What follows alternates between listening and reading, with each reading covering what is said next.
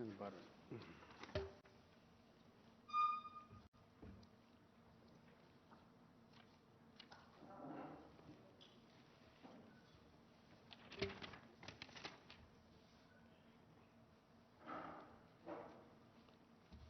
ఈ సెట్స్ ఇస్తే అయిపోతుంది మన వాళ్ళందరికీ ఎవరి దగ్గర ఈ సెట్స్ ఇవ్వమని అప్పుడు చాలా డిస్టర్బ్ అవుతుంది అందరికి ఇచ్చేయండి ముందే ఇచ్చేయండి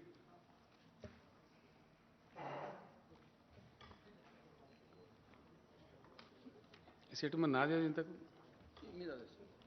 ఇదా అది గోల్మాల అయ్యా చీడున్నా అది అంటాను आप देखो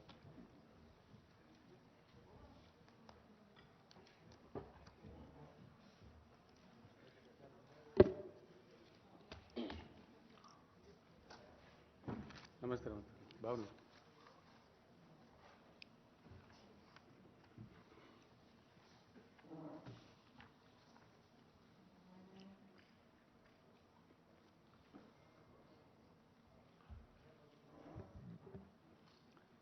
మీరు కూర్చుంటారా మీరు అడ్డమున్నారు పక్కకి వెళ్ళి తీసుకోవాలి లేకపోతే కూర్చోండి మల్లేశం గారు చాలా దూరం పోయినది మీరు జరగాలి ఐఎమ్ ఏ ట్రోల్ ఇచ్చిండ్రా బుక్ మీకు ఇప్పుడు ఇచ్చిండ్రా ఇది స్వాతి చతుర్వేది అని ఒక జర్నలిస్ట్ గారు రాసిండ్రు చెప్పిన నేను ఇది అదే మీరు చదవండి దీన్ని బట్టి భాగవతం ఏందో అర్థమవుతుంది మీకు ఇంకోటి ఉన్నది ఆ బుక్ కూడా తెప్పిస్తున్నాను మీకోసం నేను price of the Modi years అని ఆకార్ పటేల్ అంటే ఆయన రాసిండు ఇలా ఏమేమి జరిగింది ఎంత దేశం నష్టపోయింది అనేది ఈ బుక్ ఇట్లా చాలామంది రాస్తున్నారు ఇంకా అరవిందన్ సుబ్రహ్మణ్యం అని చెప్పి ఒక ఆయన ఇండియా స్టాల్డ్ రైజ్ ఈయన economic adviser to government of India ఈ గవర్నమెంట్కి మోడీ గారి గవర్నమెంట్కి ఆయన రాసిండు దేశం ఎంత నాశనం అవుతుందనే దానికి ఇంత పెద్ద దొడ్డు బుక్కులు వస్తున్నాయి ఒకటేంటి కాదు ఇదంతా చరిత్ర దీన్ని అంతా కప్పిపుచ్చి గోల్మాల్ చేసి నోరు బలంతో హడాయించేసి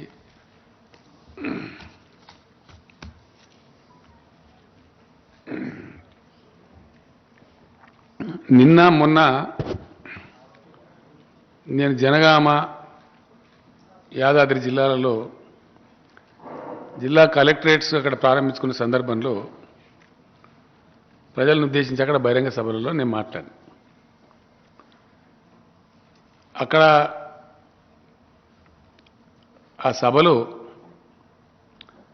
బహిరంగ సభ కాబట్టి అన్ని విషయాలు అంత విపులీకరించి చెప్పలేము వాస్తవానికి అయినా ప్రజలకు కొన్ని విషయాలు చెప్పాలని చెప్పి కొన్ని విషయాలు చెప్పినాం అందులో ముఖ్యంగా నేను చెప్పింది ఏంటంటే నరేంద్ర మోడీ గారు ఆయన చెప్పేది ఒకటి చేసేది ఒకటి ఉంటున్నది అబద్ధాలు చాలా ఎక్కువ చెప్తున్నారు ఒకటి చెప్పి మరొకటి చేస్తున్నారు అందులో భాగంగానే విద్యుత్ సంస్కరణలు తెస్తామని చెప్తున్నారు తెచ్చిండ్రు వాస్తవానికి డ్రాఫ్ట్ బిల్ రెడీ అయింది వాళ్ళు ఏం చేశారంటే డ్రాఫ్ట్ బిల్లు చేసి మాకు పంపించారు ముఖ్యమంత్రులకు లెటర్స్ రాసి మీకు ఇచ్చిన దానిలో ఉంది ఇప్పుడు ఆర్కే సింగ్ అని చెప్పి విద్యుత్ శాఖ మంత్రి ఆయన లెటర్ రాసిండు దానికి జవాబు నేను కూడా ప్రధానమంత్రికి రాసిన నేను కాదు దాదాపు 8-10 రాష్ట్రాల ముఖ్యమంత్రులు రాసిండ్రు అది కాకుండా ఇంకా ముఖ్యంగా మన అసెంబ్లీ తీర్మానం చేసి పంపించాం కదా unanimous resolution of Telangana assembly ఈ కాపీ కూడా ఇచ్చినాం మీకు ఏ డేట్ నాటి రిజల్యూషన్ పాస్ అయిందో ఉంది వీటన్నిటిని మించి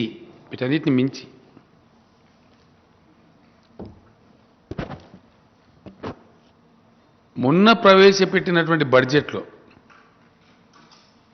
మొన్న పెట్టింది కదా క్లియర్గా వాళ్ళ పాలసీ చెప్పిండ్రు ఈ additional borrowing linked to power sector reforms ఈ పార్లమెంట్లో వాళ్ళు పెట్టింది ఇది కేసీఆర్ స్టోరీ కాదు మీకు ఇచ్చిన సెట్స్లో కూడా ఉంది, క్లియర్గా ఉంది మీ దగ్గర, మీరు చూసుకోవచ్చు తర్వాత నిదానంగా. ఇంత డాక్యుమెంటరీ ఎవిడెన్సు, శాసనసభ తీర్మానము, కేంద్ర విద్యుత్ శక్తి మంత్రి రాసినటువంటి లెటరు, దానికి నేను ప్రధానమంత్రికి రాసిన లెటరు, మన శాసనసభ తీర్మానము, అది కాకుండా ఎంత స్పష్టంగా అంటే కుండ బద్దలు కొట్టినట్టు.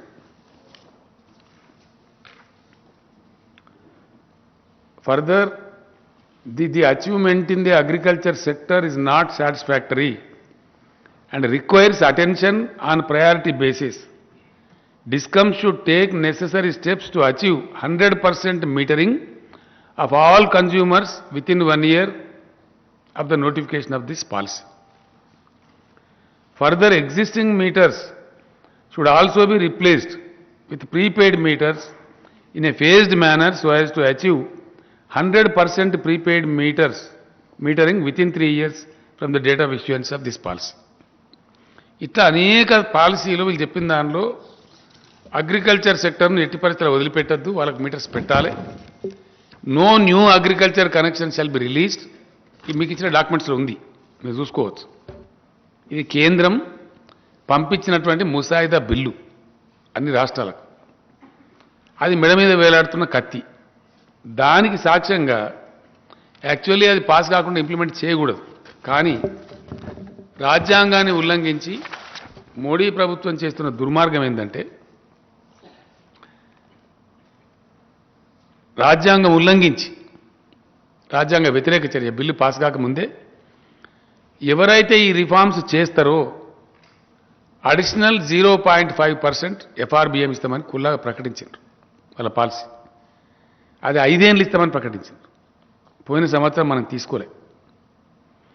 అదే ఆంధ్రప్రదేశ్ ప్రభుత్వం తీసుకున్నది మన పక్కకే. తీసుకోవడమే కాదు, శ్రీకాకుళం జిల్లాలో ఆల్రెడీ 25,000 మీటర్లు పెట్టిన వాళ్ళు. 25,000 మీటర్స్ అగ్రికల్చర్ కన్స్టిట్యుయెన్సీకి ఆల్రెడీ పెట్టిండ్రు. మిగిలిన వాటికి కూడా పిలిచిన టెండర్లు పిలిస్తే ఆ మీటర్లకు 3,700 ఎంతనో ఒక మీటర్ చొప్పున కాస్ట్ కూడా లక్షలాది మీటర్లకు పిలిచిండ్రు.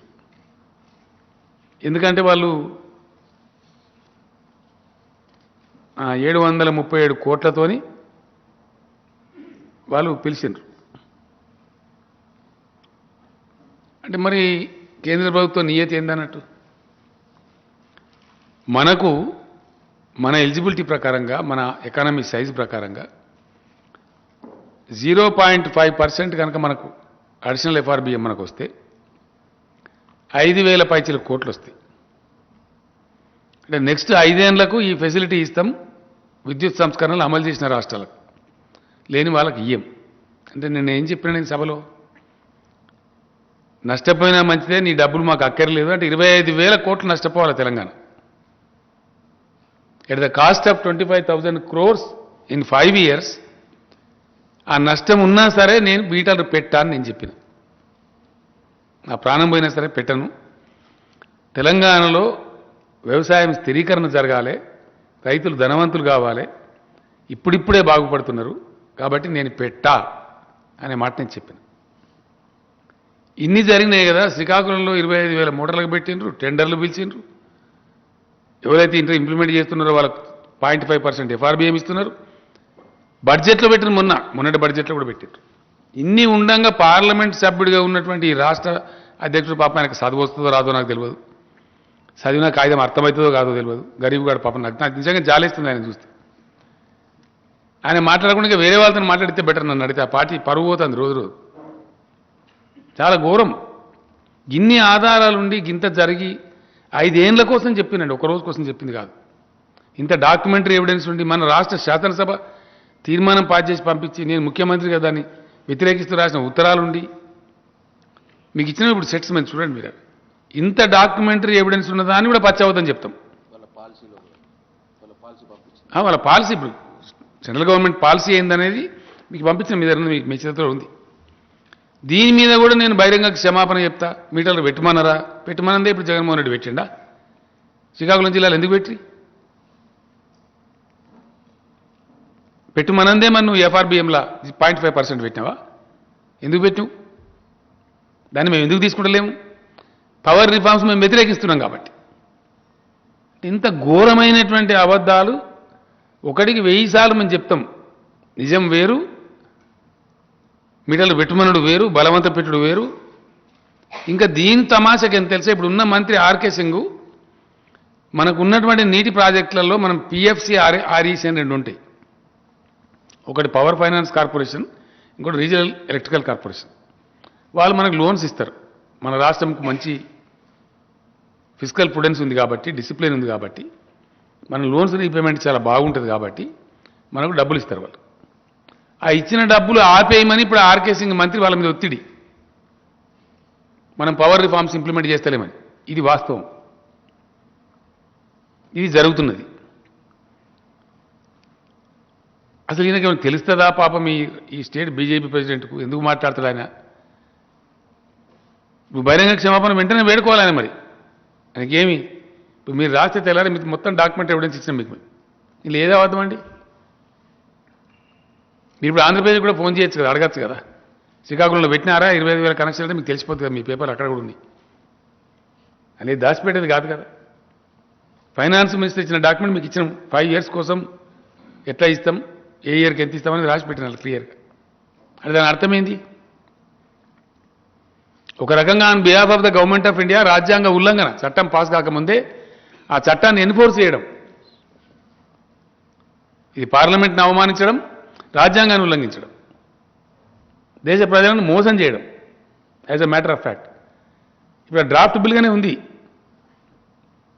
ఇగో ఇది జరిగే చరిత్ర.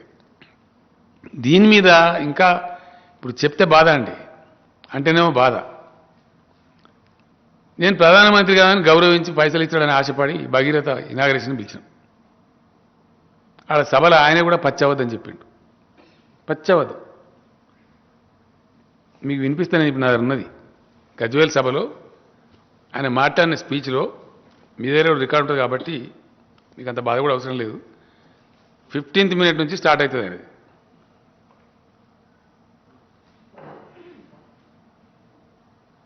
ఫొటోస్లో ఉంది కదా. ఆయన ఏం చెప్తాడంటే,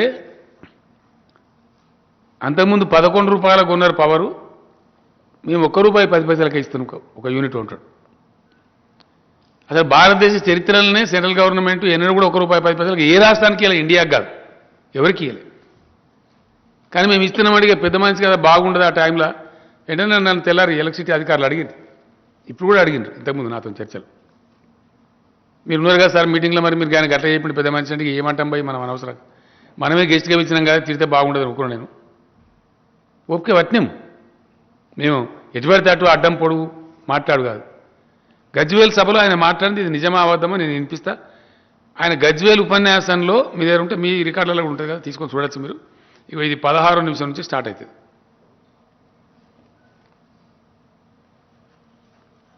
भारत सरकार और हमारे पीयूष गोयल जी और उनके मंत्रालय ने 2 साल में ऐसी स्थिति पैदा की है कि जो राज्य बिजली के कमी के कारण परेशान थे, ऐसे राज्यों को भी बिजली सरप्लस स्टेट बना दिया गया है। अगर इरादा नेक हो, सामान्य मानवीय की आवश्यकताओं की पूर्ति करने का इरादा हो, तो समस्याओं के समाधान भी निकल आते हैं। और अभी पीयूष जी मुझे बता रहे थे कि पहले अगर तेलंगाना को बिजली खरीदनी होती थी तो 1 यूनिट का करीब 11-11.5 रुपया लगता था। 1 यूनिट का 11-11.5 रुपया। भाइयों बहनों, आज भारत सरकार ने जिस प्रकार से बिजली में रिफॉर्म किए, बिजली के उत्पादन को बढ़ाया, ट्रांसमिशन लाइन में खर्चा किया, सारा संतुलित कारोबार किया, उसका परिणाम यह है कि आज कुछ समय पहले जो बिजली 1 यूनिट 11 साढ़े 11 रुपये में मिलती थी, आज अभी इसी तारीख 1 रुपया 10 पैसे में मिलती है। राज्य की खजाने के किताब। मैं हाथ जोड़ के पूछ रहा हूं मोदी जी, आपके 8 साल के सरकार में कहीं भी 1 रुपये 10 पैसे में यूनिट पावर सप्लाई आपने किया है क्या? ये इतना झूठ, इतनी बड़ी झूठ, और देश के प्रधानमंत्री कहे खुलेआम, तो देश के जनता को क्या समझते हैं ये लोग? किस प्रकार से गुमराह करते हैं? इसको क्या समझना चाहिए? आप पत्रकार लोग, आप सुने हैं, आपके पास है, ये रिकॉर्डेड है, आप अपने घर में जाके भी सुन सकते हैं। ये मेरा स्पीच नहीं है, यानी कि राष्ट्र राज्य के अध्यक्ष से लेके प्रधानमंत्री तक सारा ही झूठे झूठ, सफेद झूठ, झूठ निर्भर भारत। ఇదేం అన్యాయం అండి? ఇట్లా ఎన్ని విషయాలలో చెప్తారు? నిన్న నేను ఒక మాట చెప్పిన, దాని మీద ఎవరు మాట్లాడారు? బీజేపీలు. నేను అన్న కూడా ఛాలెంజ్ కూడా చేసిన, ఎవరు మాట్లాడతారో బీజేపీలు రానరా మాట్లాడదాం. 4 లక్షల మెగావాట్ల పవర్ ఉంది దేశంలో, దాన్ని వాడే తెలివితేటలు ఈ కేంద్ర ప్రభుత్వానికి లేవు, బ్యాడ్ పవర్ పాలసీ ఉంది అని నేను చెప్పాను. దానికి ఎవిడెన్స్ కూడా ఇవ్వు, మీకు ఇచ్చిన కాగితాలలో ఉంది. ఇది పార్లమెంట్ స్టాండింగ్ కమిటీ గత డిసెంబర్లో పార్లమెంటుకు సమర్పించిన డాక్యుమెంట్. 40,000 మెగావాట్ల పవర్ ఉత్పత్తి సంస్థలు దేశంలోని వివిధ ప్రాంతాలలో లిస్ట్ ఉంది, మీ దగ్గర చూసుకోండి. మీకు ఇచ్చిన 40,000 మెగావాట్ల విద్యుత్ ఉత్పత్తి చేసే సామర్థ్యం ఉన్న సంస్థలు నిర్మించబడ్డాయి, పీపీఏలు అయిపోయినాయి, దానికి ఫ్యూయల్ టైప్ అయింది, కానీ ప్రొడక్షన్ కాదు, కానిస్తలేరు. ఎందువల్ల? ఈ దేశం అవలంబించే ఒక దిక్కుమాలిన పవర్ పాలసీ వల్ల, బ్యాడ్ పవర్ పాలసీ వల్ల, చేతగాని కేంద్ర ప్రభుత్వం యొక్క దద్దమ్మ చర్యల వల్ల ఇట్లా ఉంటుందా? ఈ దేశంలో ఉండొచ్చునా? 60% దేశమేమో పవర్ కట్స్లో ఉంటుంది. 24 గంటల కరెంటు ఏ రాష్ట్రం లేరు, ఒక తెలంగాణ తప్ప. ఇది వాస్తవం. ఇది మాట్లాడితే దీని మీద మాట్లాడరు ఎవరు. ఇది నిజమా అబద్ధమండి? ఇది పార్లమెంట్ స్టాండింగ్ కమిటీ ఇచ్చింది, నేను ఇయ్యలే ఈ రిపోర్టు. ఎవరు ఇచ్చింది ఇది? ये भी झूठ है? कौन झूठ है? कितना गुमराह करेंगे लोगों को, कितने दिन करेंगे?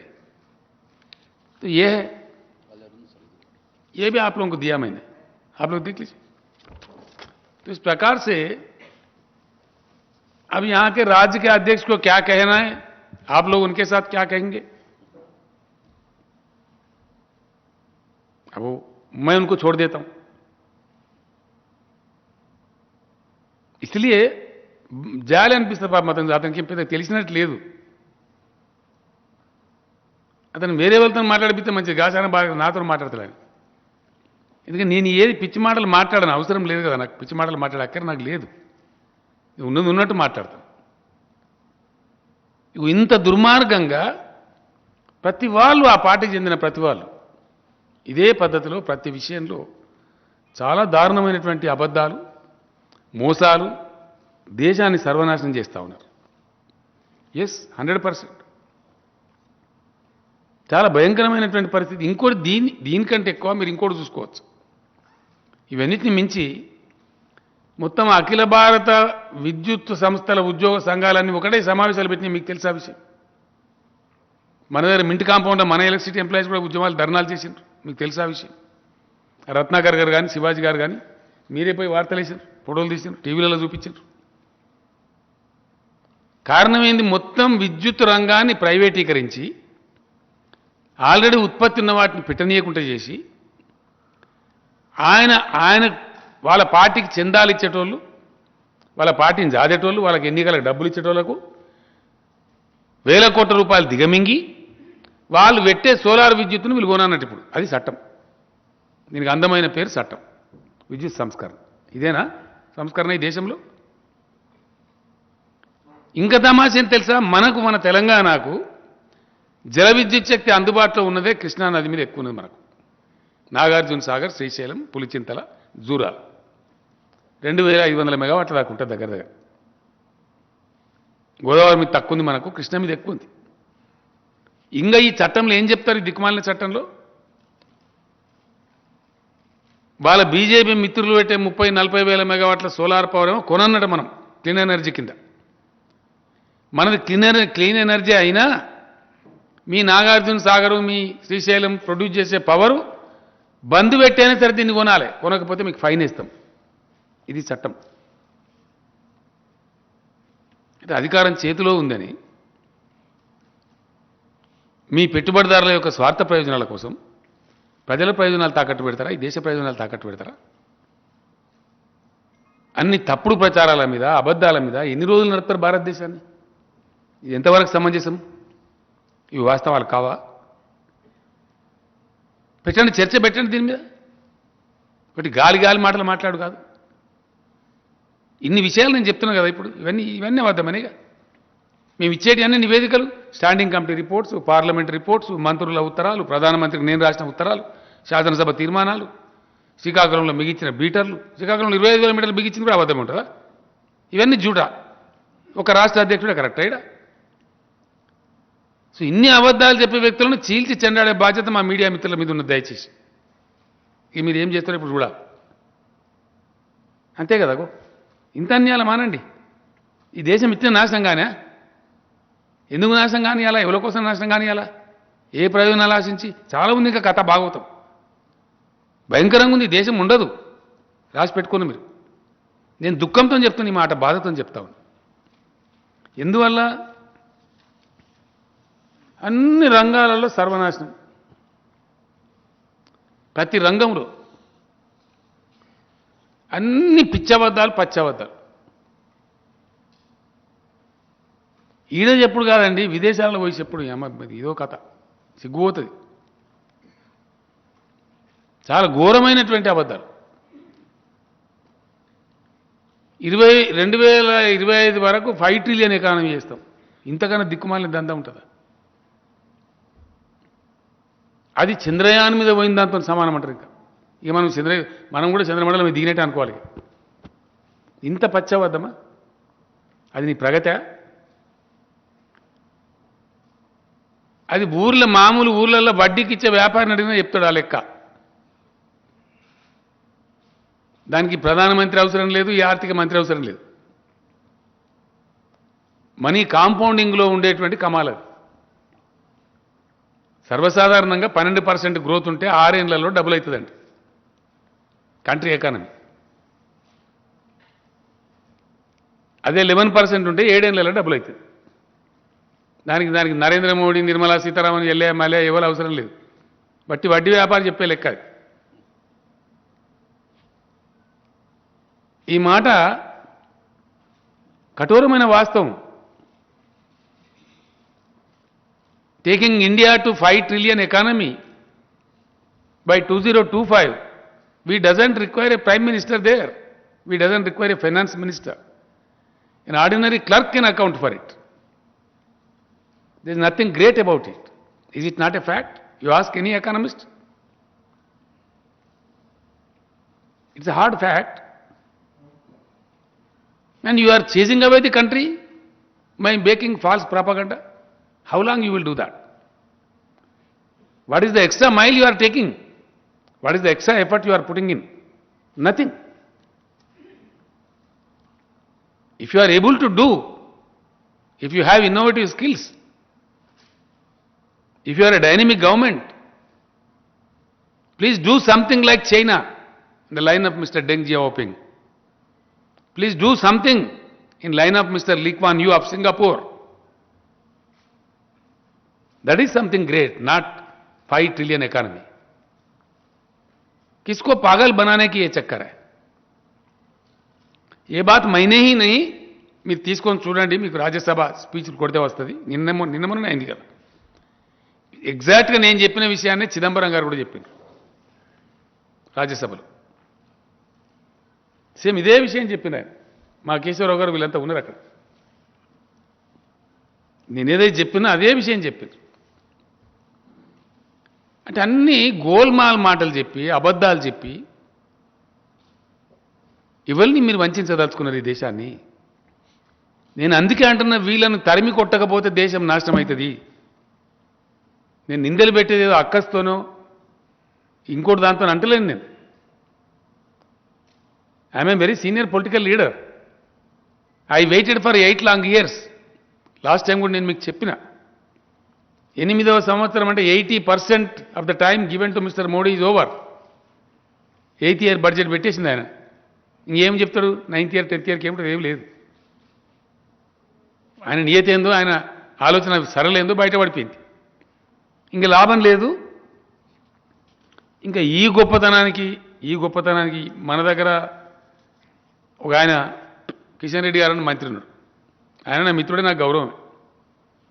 నాకు వ్యక్తిగతంగా ఆయనతో నేను పంచాయతీ లేదు. కానీ ఆయన కూడా పాపం గట్లా మాట్లాడు ధర్మం కాదు ఆయనకు.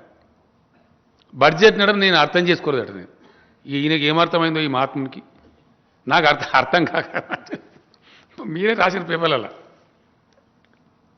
నాకు సరిగా అవగాహన చేసుకోకుండా మాట్లాడేమాట. ఏది అవగాహన చేసుకోలేదా మేము? నాకు అర్థం కాదు. ఏది అబద్ధమండి? 34,900 కోట్లు ఎరువుల సబ్సిడీ దక్కించింది అబద్ధమా కిషన్ రెడ్డి గారు? ఆహార సబ్సిడీని 65,000 కోట్లు తగ్గించింది అబద్ధమా? గ్రామీణ ఉపాధి హామీ పథకానికి 25,000 కోట్లు తగ్గించింది అబద్ధమా?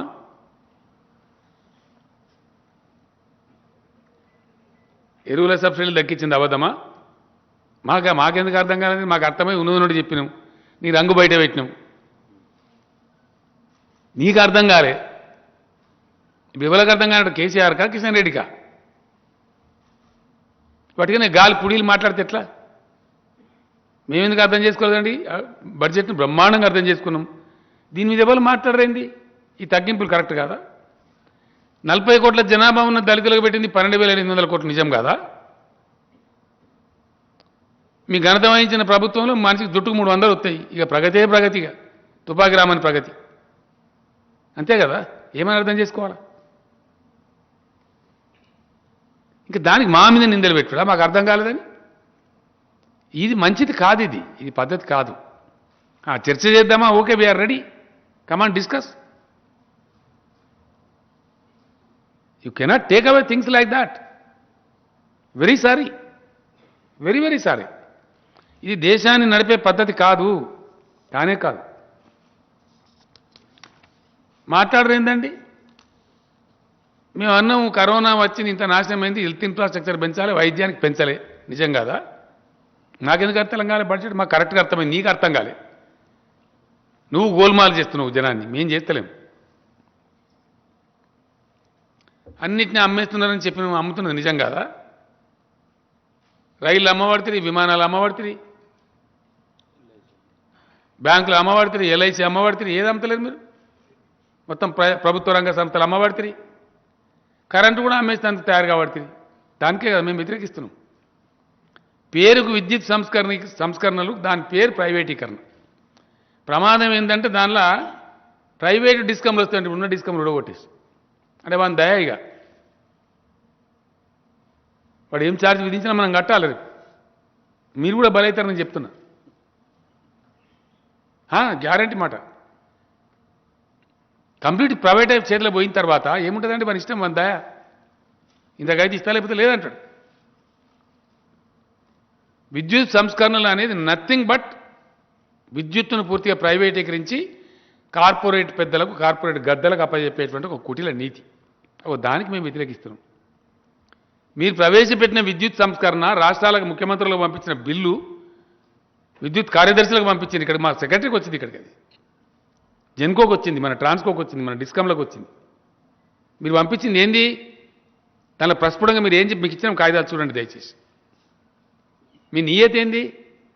కంప్లీట్ కార్పొరేటైజ్ చేయడము, ప్రైవేటైజ్ చేయడము. అప్పుడు ఏం జరుగుతుంది? ముబ్బడిగా ఛార్జీలు పెడితే ప్రజలు సస్తారు. the so-called proposed power reforms is nothing but it is a conspiracy to corporatize the entire power sector of the country, which is not good for the country. Why I say like this? మీకు ఇంకా easy చేయాలంటే దయచేసి మీకు సులభంగా అర్థం కావాలంటే ఒక్కొక్క రాష్ట్రంలో ఒక్కొక్క పరిస్థితి ఉంటుందండి. నా రాష్ట్రంలో నీళ్లు కిందికి ఉంటాయి, నా వ్యవసాయ భూమి పైకి ఉంటుంది. నేను లిఫ్ట్ చేసి తెచ్చుకోవాలి. నేను ఫ్రీ పవర్ ఇచ్చుకుంటా, నీకేం బాధ, నీకేం కడుపు నొప్పి? ఒకటి. నా రాష్ట్రంలో నేను సమైక్య రాష్ట్రంలో నష్టపోయినా, పేదలు ఉన్నారు, నేను లాండ్రీలకు ఫ్రీ కొద్దిగా సబ్సిడీ మీద పవర్ ఇచ్చుకుంటున్నాను. బార్బర్ స్వాప్స్కు సెలూన్స్కి ఏదైతుందో నేను సబ్సిడీ మీద ఇచ్చుకుంటున్నా. ఎస్సీ ఎస్టీలకు నేను సబ్సిడీ ఇచ్చుకుంటున్నా. కొన్ని యూనిట్ల వరకు 200 యూనిట్ల వరకు ఫ్రీగా ఇచ్చుకుంటున్నాం. ఇప్పుడు బంద్ చేయాలంటే అదంతా మీకు ఇచ్చిన కాయిదాలను చూడండి మీరు. ఎవ్రీ కనెక్షన్కి మీటర్ పెట్టాలి, no subsidy should be given. Propose బిల్లో ఉంది. అంటే ఇప్పుడు లాండ్రీలకు బంద్ చేయాలి, మంగళ షాపులకు బంద్ చేయాలి, పోల్ట్రీకి బంద్ చేయాలి. పోల్ట్రీకి కొద్దిగా రాయితీ ఇస్తున్నాం, వాళ్ళు బతకాలి పోల్ట్రీ ఇండస్ట్రీ. టెక్స్టైల్కి ఇస్తున్నాం పాపం, వాళ్ళది బంద్ చేయాలి. నీ విద్యుత్ సంస్కరణలో నువ్వు రాసిన ఇదంతా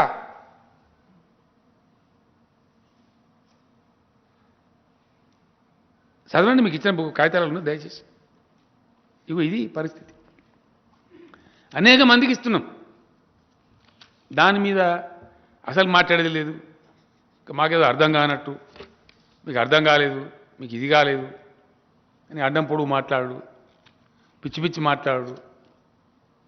ఇది సరైన పద్ధతి కాదు. బడ్జెట్ మీద మాకు అవగాహన లేక మాట్లాడిన కిషన్ రెడ్డి గారు, అవగాహన నీకు లేకపోతే నువ్వు చేసుకునే ప్రయత్నం చేయి, మాకు అవగాహన లేదు అనేటువంటి మాట దయచేసి మీరు అట్లా మాట్లాడు సమంజసం కాదు అని నేను చెప్తాను. పద్ధతి కాదు అది. ఇప్పుడు నేను మర్యాద చెప్తున్నా, మలజాబాకు మాత్రం చాలా హార్ష్గా చెప్పాల్సి వస్తుంది. జాగ్రత్త. లెక్కలుగా ఉన్నొక మంత్రి కేంద్రంకి వెళ్ళి మా రాష్ట్రం నుంచి అని మర్యాద పాటించి చెప్తున్నాను.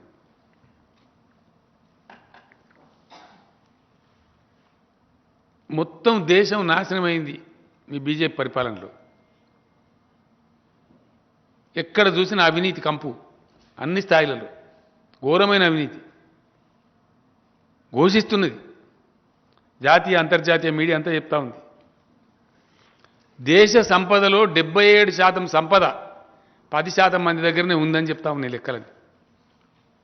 77% of the wealth of the country is with only 10% of India. Rest of the 90% of ఇండియాకు ఓన్లీ 23% ఉంది. అంటే ఏమైనట్టు మీ ఘనత వహించిన పరిపాలనలో? ధనవంతులు ధనవంతులు అవుతున్నారు, పేదలు పేదలు అవుతున్నారు. భయంకరంగా నిరుద్యోగిత పెరిగింది. లెక్కలతో సహా మీరు చెప్పిన లెక్కలనే వస్తుంది. అది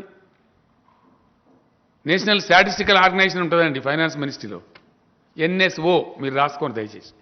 నేను చెప్పే లెక్కలు ఎన్ఎస్ఓ లెక్కలే, నా లెక్కలు కావు, కేసీఆర్ కవిత్వం కాదు. కేంద్ర ప్రభుత్వం వెలువరించేటువంటి స్టాటిస్టిక్స్ అని చెప్పేది. నిరుద్యోగిత రేటు పెరిగింది.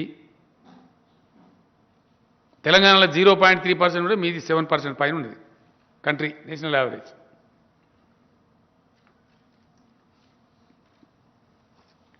హంగర్ ఇండెక్స్లో 101 స్థానానికి పోయింది. 16 లక్షల పరిశ్రమలు మూతపడ్డాయి. దేశంలో ఉండే కరెంటు వాడే పరిస్థితి లేదు. పారిశ్రామిక ఉత్పత్తి నిన్న కూడా చెప్పిన నేను, సెప్టెంబర్లో 4.4% ఉందండి, అక్టోబర్లో 4% ఉంది, నవంబర్లో 1.4% దిగజారింది, డిసెంబర్కి వచ్చే వరకు 0.4% పోయింది.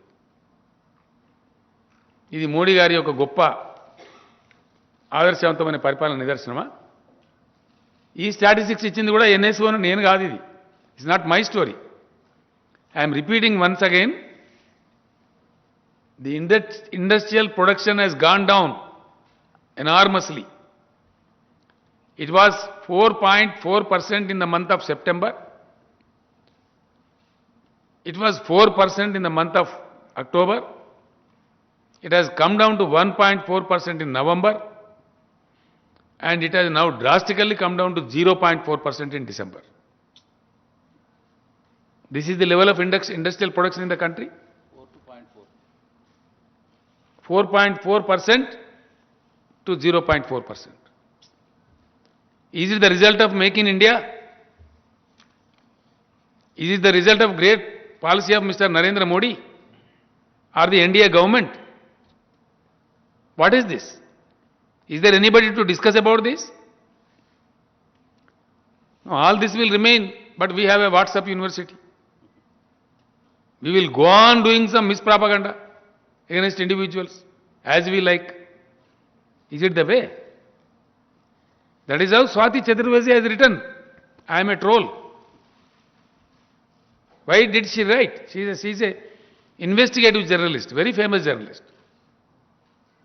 On this topic, there was a serious discussion in Harvard University also. Desham paruvu potandi baita. These books are under circulation internationally. Because once it is on the net, every country reads it. I have given you copy.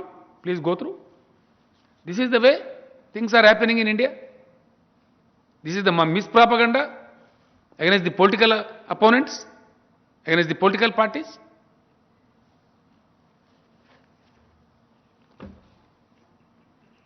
ఇట్లా ఘోరమైనటువంటి పరిస్థితి అండి. బ్యాంకులను లూటీ చేసే దొంగలు, గజ దొంగలు, రైతులకు మీటర్ పెట్టాలి, ముక్కు విండి వసూలు చేయాలి, దానికి విద్యుత్ సంస్కరణ అందమైన పేరు పెట్టాలి, లాండ్రీలకు సబ్సిడీ బంద్ చేయాలి, మంగళ షాపులకు సబ్సిడీ బంద్ చేయాలి, పోల్ట్రీలకు బంద్ చేయాలి, ఇంకెవరికైనా పేదలకు ఎస్సీ ఎస్టీలకు ఇచ్చి అది బంద్ చేయాలి, మీటర్లు పెట్టాలి, కానీ దొంగలకు సర్ది కట్టాలి, గజ దొంగలకు. అది ఏదో లిస్ట్, అది ఇగో ఇది ఇచ్చారు. ఎప్పుడు ఇది ఇవ్వాలి కదా, ఎందుకు ఇయ్యారు? లిస్ట్ ఉంది కదా వాళ్ళకి, ఏంటి కాపీ ఎందుకు ఇస్తలేరు? List of fugitive economic offenders living abroad. ఘనత వహించినటువంటి బీజేపీ ప్రభుత్వం యొక్క సర్కారులో పార్లమెంటుకు గవర్నమెంట్ ఇచ్చిందండి, నా లెక్క కాదు ఇది. 33 అఫెండర్స్ హ్యావ్ ఫ్లెడ్ అవే. ఇది కొత్త ఫీచర్ అన్నట్టు. ఇది మోడీ ప్రభుత్వంలో భారతదేశం సాధించిన అద్భుతమైన ప్రగతి ఏంటంటే, బ్యాంకును ముంచిన ప్రతి ఒక్కడు మంచిగా లండన్లో పిక్నిక్ చేయొచ్చు హ్యాపీగా. ఎస్, 33 మంది ఇటువంటి వాళ్ళు సిబిఐ కేసులు పెట్టిన తర్వాత ఫ్లెడ్ అవే, పారిపోయినరు లండన్లో, ఇంకా వేరే వేరే దేశాలలో మంచిగా పిక్నిక్ చేసుకుంటారు. 15 लाख आएगा, यूं ही आएगा 15 लाख हर किसी के खाता में. 15 लाख आया कि 15 लाख गया? कहां गया? क्या हो गया? ఇదా ఈ దేశాన్ని తీసుకుపోయే పద్ధతి?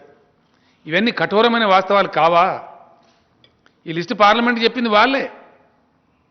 లాస్ట్ డిసెంబర్ గారు, రంజిత్ రెడ్డి గారు, లాస్ట్ డిసెంబర్ సెషన్లో పార్లమెంటుకు ప్రభుత్వం ఇచ్చినటువంటి సమాధానంలో చెప్పిన మాట ఇది. Please give it to the best friends. ఈ కాపీస్ అని ఇచ్చేయండి. ఇచ్చారా?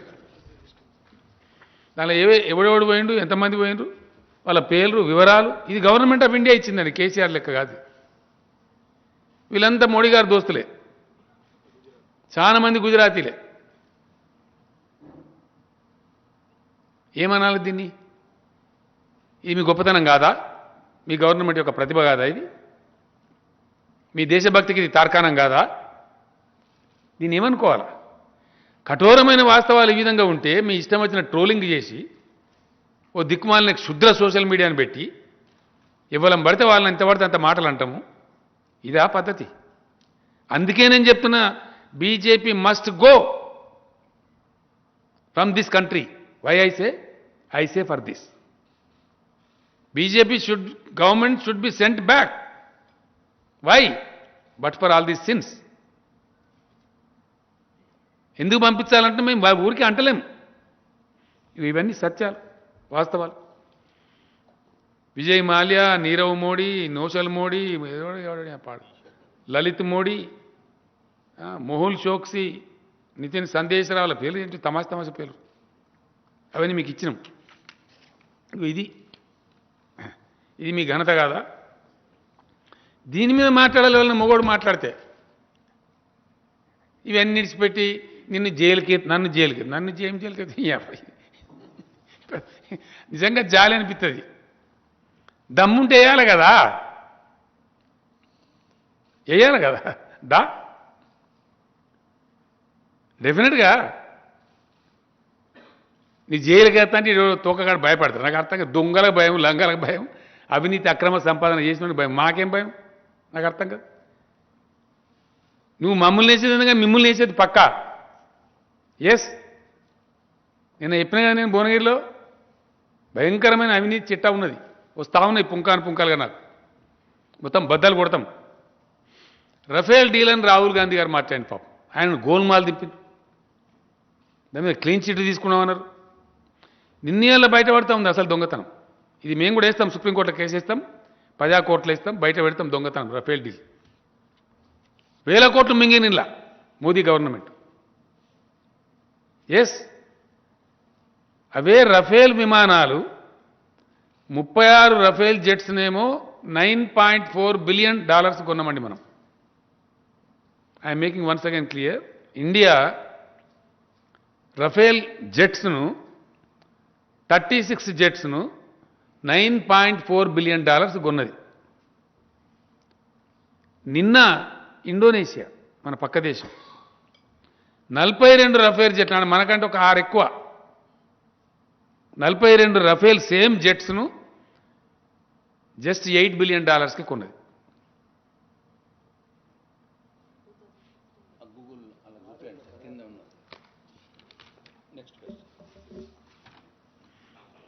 ఇదేనా?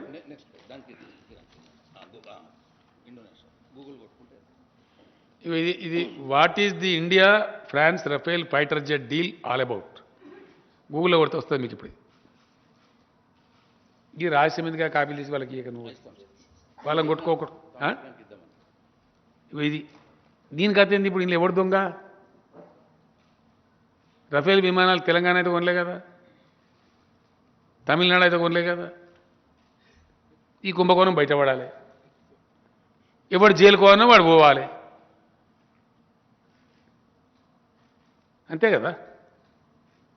ఇవన్నీ వాస్తవాలు కదా, కఠోరమైన సత్యాలు కదా. 33 మంది బ్యాంకుల నుంచి పారిపోయింది నిజమే. ఇవి తీపిచ్చి దయచేసి మీరు తీయమని. ఇదేందండి? గో ఈ కాపీస్ అని ఉన్నాయి. ఇవన్నీ ఇప్పుడు గూగుల్, నా కథ కాదండి, నేను గూగుల్లోకి డౌన్లోడ్ చేసిన. ఇది ఫ్రెష్గా ఇప్పుడు ఇవ్వాలనే ఉంది, ఇది లేటెస్ట్. ఇది ఎవరు? దీని పాపాత్మ ఎవరు?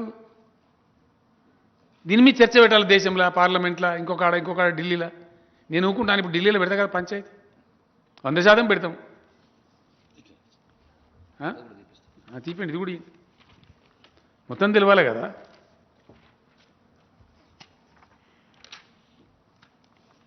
ఇట్లా ప్రతిపక్షాల పట్ల అసహన వైఖరి, ఓడిపోతే ఓటమిని అంగీకరించం, ఒప్పుకోం, గోల్మాలు దింపుతాం, పరేషాన్ చేస్తాం. అవేంటి? దాని పేరేంటి? ఈడీ పెడతాం, సిబిఐ పెడతాం, ఏదో తొక్క ఏదో ఉంటుంది, అవన్నీ పెడతాం, ఆగమాగం చేస్తాం మందిని. ఇదా చేసినారు కదనండి. అప్రజాస్వామికమైనటువంటి ప్రజా నిర్ణయాలను వ్యతిరేకించేటువంటి, ప్రజా నిర్ణయాలను గౌరవించే కనీస సంస్కారం లేనటువంటి ప్రభుత్వం నరేంద్ర మోడీ ప్రభుత్వం, భారతీయ జనతా పార్టీ. ఒకప్పుడు నిజంగానే వాజ్పేయి గారి నాయకత్వం, ఇంకో నాయకత్వం ఉన్నప్పుడు కొంత నమ్ముదురు జనం, కొంత నీతి ఉన్నది వెలుగు అంటే కొంత నమ్ముదురు. సిద్ధాంతం ఉంది, సిద్ధాంతంలో మా అంతా వాటికి గంగలు కలిపేసి. భారతదేశం సాక్షిగా, మనందరి సాక్షిగా, ఎన్నికలలో గెలవకున్నా కానీ పరిపాలన చేసే సిగ్గులేని ఒకటే ఒక పార్టీ బీజేపీ ఇవాళ ఇండియాలో. మేము గెలవం కానీ పరిపాలిస్తాం, మాకు సిగ్గు లేదు, ఎగ్గు లేదు, మమ్మల్ని ఇవ్వలేము అనద్దు. ఇది లెక్క. మనందరం చూసినాం కదనండి, కర్ణాటకలో వీళ్ళు గెలవలే కానీ పరిపాలిస్తున్నారు, మధ్యప్రదేశ్లో గెలవలే కానీ పరిపాలిస్తున్నారు. గోవాలో వీళ్ళు గెలవలే కానీ పరిపాలించి నిన్నటిదాకా. ఆపద్ధర్మం మన ధర్మం వాళ్ళ గవర్నమెంటే ఉంది. మణిపూర్లో వీళ్ళు గెలవలే పరిపాలిస్తున్నారు. మహారాష్ట్రలో వీళ్ళు గెలవలే మబ్బుల 3 కోటంగా దొంగ ప్రమాణ స్వీకారం చేయించారు. తెల్లాటలకు ఆయన వాళ్ళు ఎదురంటే ఎల్లెంకల వాడు సిగ్గుమానం తీసుకున్నారు. ఇదంతా జరిగిన కథనే కదా. మహారాష్ట్రలో ఘోరంగా దెబ్బల పడ్డది కాదా బీజేపీ? పరువు పోలేదా? మహారాష్ట్రలో బీజేపీ ఆయన నాటకం మీద మాట్లాడదామా? చర్చ రేపు పెడదామా? ఇది మంచి పద్ధతేనా? ఓటమిని అంగీకరించే సహనం ఉండాలి రాజకీయాల్లో. అన్ని గెలవం, కొన్నిసార్లు ఓడిపోతాం. రాజకీయం అన్న తర్వాత, ఎన్నికలు అన్న తర్వాత అక్కడ ఉండబడే పరిస్థితులను బట్టి కొన్ని గెలుస్తాం, కొన్ని ఓడిపోతాం. గెలిచినంత మాత్రాన గర్వం ఎందుకు? ఓడినంత మాత్రానికి ఈ అసహన వైఖరి ఎందుకు? నాకు అర్థం కాదు. ఈ అడ్డదారులు ఎందుకు? దేశాన్ని, భారతదేశాన్ని నడిపించే పద్ధతి ఇదేనా? ఈ పద్ధతిలోనైనా ఈ దేశం బాగుపడేది? అన్ని రంగాలు నిర్వీర్యమైనవి. అన్ని రంగాలు సబ్సిడీలు కట్ చేస్తూ ఉన్నారు, పేదలను నోరు కొడతా ఉన్నారు. మళ్ళీ ఇప్పుడు బీజేపీ గవర్నమెంట్ గొడ్డల భుజం మీద పెట్టుకొని తిరుగుతున్నది. యూపీ ఎలక్షన్లో ఓటు డబ్బాల పడ్డ తెల్లారే పెట్రోల్ రేటు మళ్ళీ వేస్తారు. టీవీ మిత్రులు రికార్డులో పెట్టి నేను ఇవాళ అంటున్నా, మీకు ఇది నిజంగా కాకపోతే నన్ను పట్టుకోరు మీరు.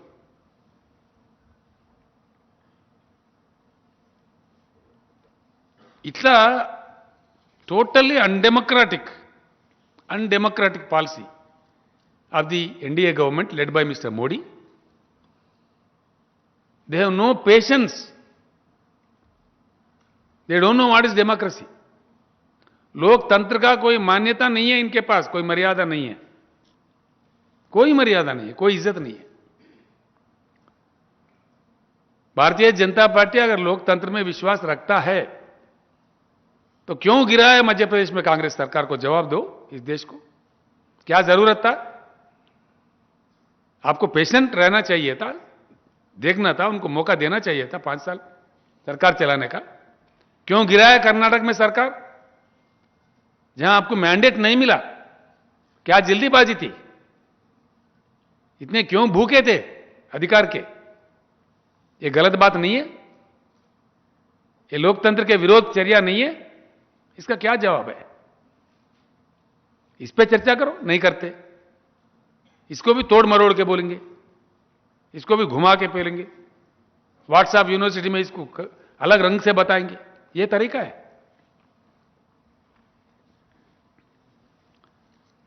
कोई एक चीज में ना इनका फाइनेंशियल पॉलिसी करेक्ट है. क्यों माफी मांगे भाई किसानों से? अगर आपका तीन एक्ट जो लाए, क्यों विड्रा करें? अगर आप सच्चे हो तो किसानों से माफी क्यों मांगना पड़ा? और प्रधानमंत्री की तो आदत है माफी मांगने का.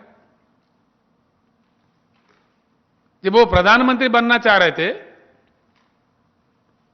लोगों ने पूछा उनको गोधरा कांड के बारे में, अगर आप प्रधानमंत्री बनोगे तो देश में ऐसे ही करोगे क्या?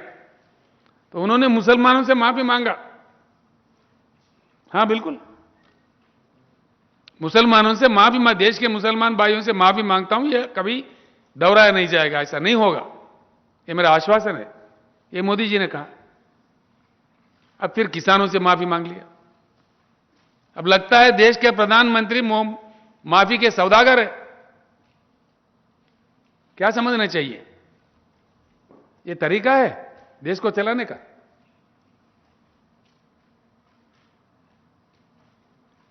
फिर अभी बीजेपी के लोग कह रहे हैं कि भाई काली चुनाव था, हमने इसको बंद रखा है, फिर से लाएंगे. कहते जा रहे कि ये तरीका है देश को चलाने का? बिल्कुल नहीं. इनका राजनीति भी इतना गलत अंदाज में, इतना नासमझी से करता है, बिल्कुल बेकार, बिल्कुल एकदम. अरे भाई आप अमेरिका गए प्रधानमंत्री जी, हाउडी मोदी. अमेरिका चुनाव से हिंदुस्तान को क्या लेना देना है भाई? अमेरिका चुनाव क्या अहमदाबाद म्युनिसिपल कॉर्पोरेशन का इलेक्शन है? क्या तमाशा था? कोई भी समझदार प्रधानमंत्री क्या किसी दूसरे देश के इलेक्शन में, चुनाव में प्रचार करते क्या? ये विदेशी नीति है क्या हमारा? कितना बड़ा नुकसान होता है, वो भी अमेरिका जैसे देश में जाके। वहीं जाके कह दिया अब की बार ट्रंप की सरकार, हाँ? अब की बार ट्रंप की सरकार। It's a total strategic mistake of mister Narendra Modi and this BJP government. It's a rubbish.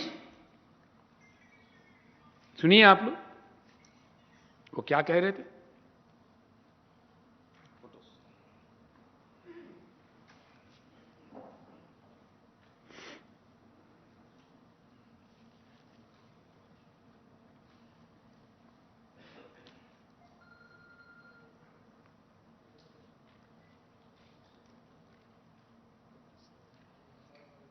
उस तरह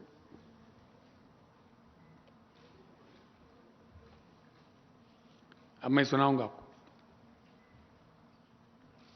सारा दुनिया सुना, आप भी सुने। आप होस्टारन कोड़ते మీకు నెట్లో కూడా వచ్చేస్తుంది। నరేంద్ర మోడీ స్పీచ్ నేను హోస్టన్ హౌడీ మోడీ ప్రోగ్రామ్ అంటే వచ్చేస్తుంది మీకు। ఆయన ఓపెన్గా చెప్పిండు, కానీ ఏమైంది? సౌండే లేదు సార్, సౌండ్ మళ్ళీ పోయింది।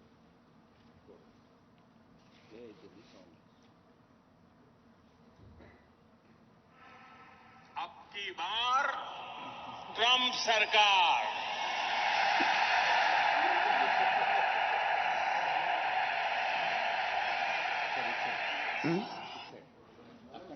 మళ్ళా పెడదాం। in India have connected well with President Trump. The words of candidate Trump, अब की बार ट्रंप सरकार।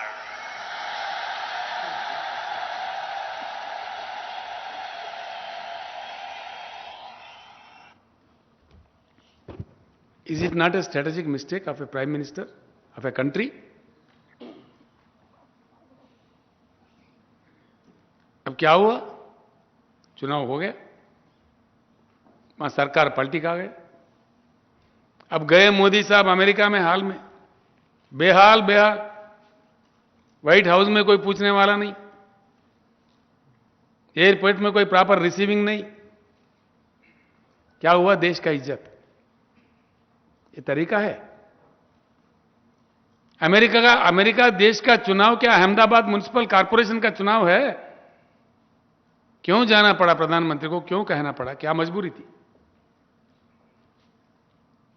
ये है भाजपा का नीति, और इसके लिए हमको जय जयकार करना चाहिए। ऐसे हजारों चीजें हैं, हजारों, जो हम इस देश के सामने रखेंगे। हजारों, एक नहीं, दो नहीं। सबसे बड़ी बात, बड़ी दुख की बात, बहुत दुख की बात, जिस प्रकार का लैंग्वेज ये लोग इस्तेमाल करते हैं।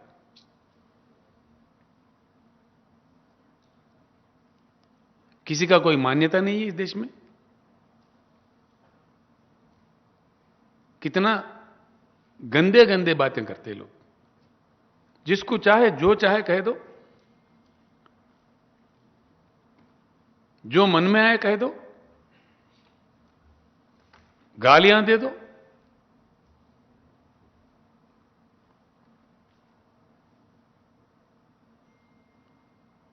मैं कल कह रहा था, आज भी कह रहा हूं, इस देश के युवा से खास तौर पर,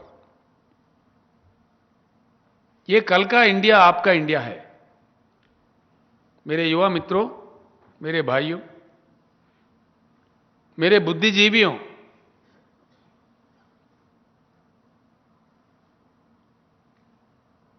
दया करके सोचिए क्या हो रहा है हमारे बेंगलुरु में, हमारे कर्नाटक में। नौजवान बच्चों को क्या सिखाया जा रहा है। इतना बड़ा हेट्रेड, ये कहां जाएगा हिंदुस्तान? तेलंगाना 7 साल पहले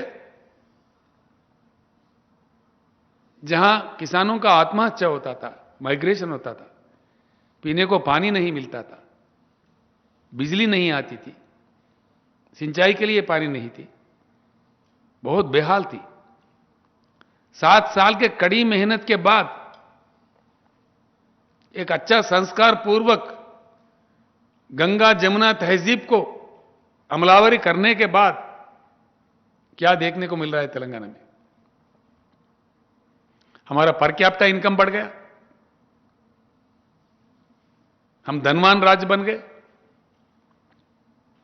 हमारे पास जीरो के नीचे है अनएम्प्लॉयमेंट, एम्प्लॉयमेंट अपॉर्चुनिटी मिल रहा है, इन्वेस्टमेंट्स आ रहे हैं, इंडस्ट्री की बढ़ोतरी हो रही है, आईटी की बढ़ोतरी हो रही है, रियल एस्टेट बढ़ रही है, मौके मिल रहे हैं बच्चों को। ये क्यों मिल रहे हैं?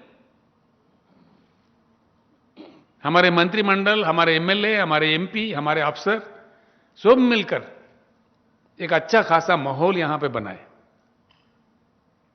ए proper echo has been built in the state of Telangana. Once this echo is ruined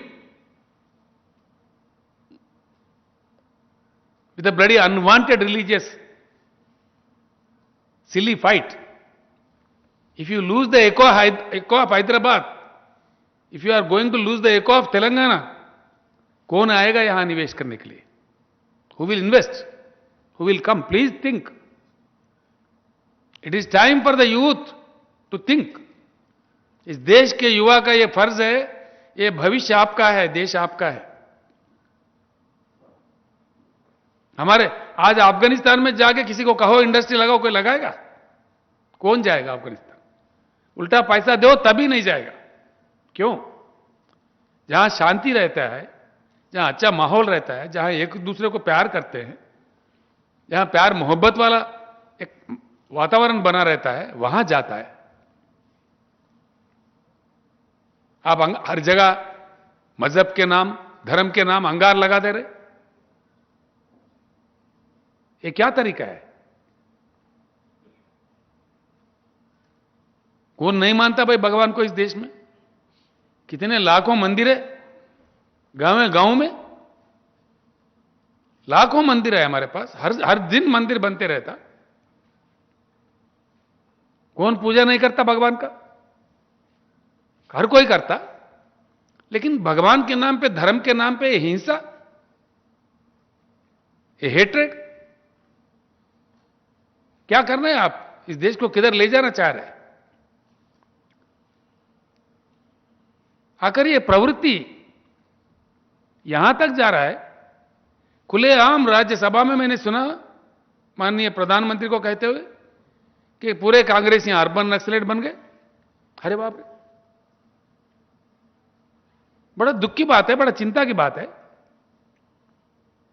her party अगर नक्सलेट बन गए तो क्या बात है? जिसको चाहे आप स्वीपिंग रिमार्क करो। चिंता का विषय तो देश के लिए यह है कि भाजपा के नेताओं का दिमाग खराब हो गया। यह चिंता इसका है। हमें देश को आज चिंता करना चाहिए, जितना जल्दी भगाओ भाजपा को तो उतना देश के लिए अच्छा है। ये डिवाइसिव पॉलिटिक्स खेलने वाले, देश को विभाजन करने वाले, इनको जितना जल्दी स्विच ऑफ करो तो उतना ही देश के लिए अच्छा है। 100%। कौन चाहता भाई? हर रोज गड़बड़ हो, हर रोज फायरिंग हो, पुलिस कर्फ्यू हो, लाठी चार्ज हो। हम ये चाहते हैं? या कोई नया उद्योग आए, नया इंडस्ट्री आए, नए नौकरी मिले, ये चाहते? क्या चाहते हम लोग? किसान ज्यादा उगाए, अच्छे पैसे कमाए, ये चाहते? कि किसान अपना उगाए, अपने पैदावारी नहीं ला सके मार्केट में, जो कि कर्फ्यू है, गड़बड़ है, आंदोलन है? क्या चाहेंगे हम लोग? ये देश क्या चाह रहा है? शांतिपूर्वक जीवन चाह रहा है कि धर्म पे नाम पे दंगे चाह रहा है?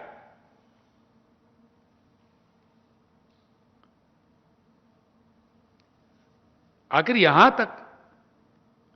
तक ये बात मुझे दुख से कहना पड़ रहा है। कल भी मैंने कहा है कोई जिम्मेदार भाजपा नेता का कोई जवाब ही नहीं है। राहुल गांधी जो एक एमपी है, अखिल भारतीय कांग्रेस पार्टी के अध्यक्ष भी है, उनका एक परिवार है, ऐतिहासिक परिवार है। मेरा कोई रिश्ता नहीं है राहुल गांधी से, मैं उनसे उनका पार्टी से मेरा कोई ताल्लुकात भी नहीं है, मेरा अपना अलग पार्टी है। लेकिन क्या कहते एक मुख्यमंत्री इस देश के, जिनके दादा जेल में थे हिंदुस्तान के आजादी के लिए कईयों साल, अपने खुशियों को, अपने फैमिली को कुर्बान करके, डिकेड्स टुगेदर ही वाज इन जेल। उनका नानी की मृत्यु हो गई, मरवाया गया उनको देश के लिए काम करते करते। उनके पिता को भी मारा गया। ऐसे परिवार को पकड़ के क्या कहता असम के चीफ मिनिस्टर ने? कोई तरीका है क्या? उसको प्रधानमंत्री शाबाशी दे रहे? भाजपा के नेशनल प्रेसिडेंट साहब को मैं फिर एक बार अनुरोध कर रहा हूं, यह भाजपा का गरिमा का सवाल है, भाजपा के लिए इज्जत का सवाल है। मैं इस बात को छोड़ूंगा नहीं। कुछ सिल्ली बातें बोलो, जोकर बातें बोलो, कांग्रेस टीआरएस को टाइप करना चाहिए, ये टाइप हमको चाहिए टाइप। हम सक्षम हैं अपने जगह। दो चुनाव हमने बगैर किसी अलायंस के लड़े, हम अपने बल पे जीत के आए। ये तरीका है बोलने का? माफी मांगना चाहिए अगर शर्म है तो। इस आदमी ने कहा, उनसे कहो कि माफी मांगे, या क्या समझेंगे? बीजेपी का क्या यही संस्कार है? ऐसे कहने वाले चीफ मिनिस्टर को आप माफ करेंगे? इसका प्रोत्साहन करेंगे आप? ఈ విధంగా మాట్లాడే వాళ్ళను ఈ పార్టీని ఏం చేయాలి? దయచేసి ప్రజలు ఆలోచించేయాలి. ఇట్లా మాట్లాడవచ్చునా? ఒక ముఖ్యమంత్రి, ఒక నాయకుని పట్టుకొని, ఒక ఎంపీని పట్టుకొని, ఒక చరిత్ర ఉన్నటువంటి కుటుంబం నుంచి వచ్చిన వాళ్ళని పట్టుకొని, నువ్వు ఏ తండ్రికి పుట్టినావు అని అడిగేటువంటి కుసంస్కారంతో ఉండొచ్చునా? ఈ పద్ధతేనా? ఎంతవరకు కరెక్ట్ అండి ఇది? ఏమనిపిస్తుందండి? ఇది దేశమానండి? No, sorry, very sorry. And దీన్ని భారతీయ జనతా పార్టీ ప్రోత్సహిస్తుందానండి? దయచేసి మీకు చేతులెత్తి నేను మిమ్మల్ని కూడా వేడుకుంటున్నా, మీరు వెంటాడాలి వాళ్ళని దయచేసి ప్లీజ్. ఇది కాదు మన సంస్కారం, మన దేశ సంస్కృతి కాదు ఇది. ఇది నేర్పలే మనకి ఇవ్వలు. ఎక్కడ చెప్పినండి మనకిట్లా? ఇది too much intolerable. I'm very sorry for this. And we will continue to chase Bharatiya Janata Party.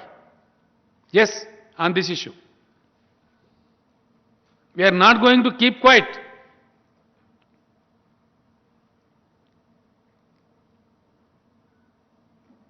इससे साफ मालूम हो जाएगा देश को कि भारतीय जनता पार्टी का संस्कार क्या है, कैसे लोगों को ये प्रोत्साहन करते हैं, दूसरों को किस प्रकार का गाली गलौज देते हैं.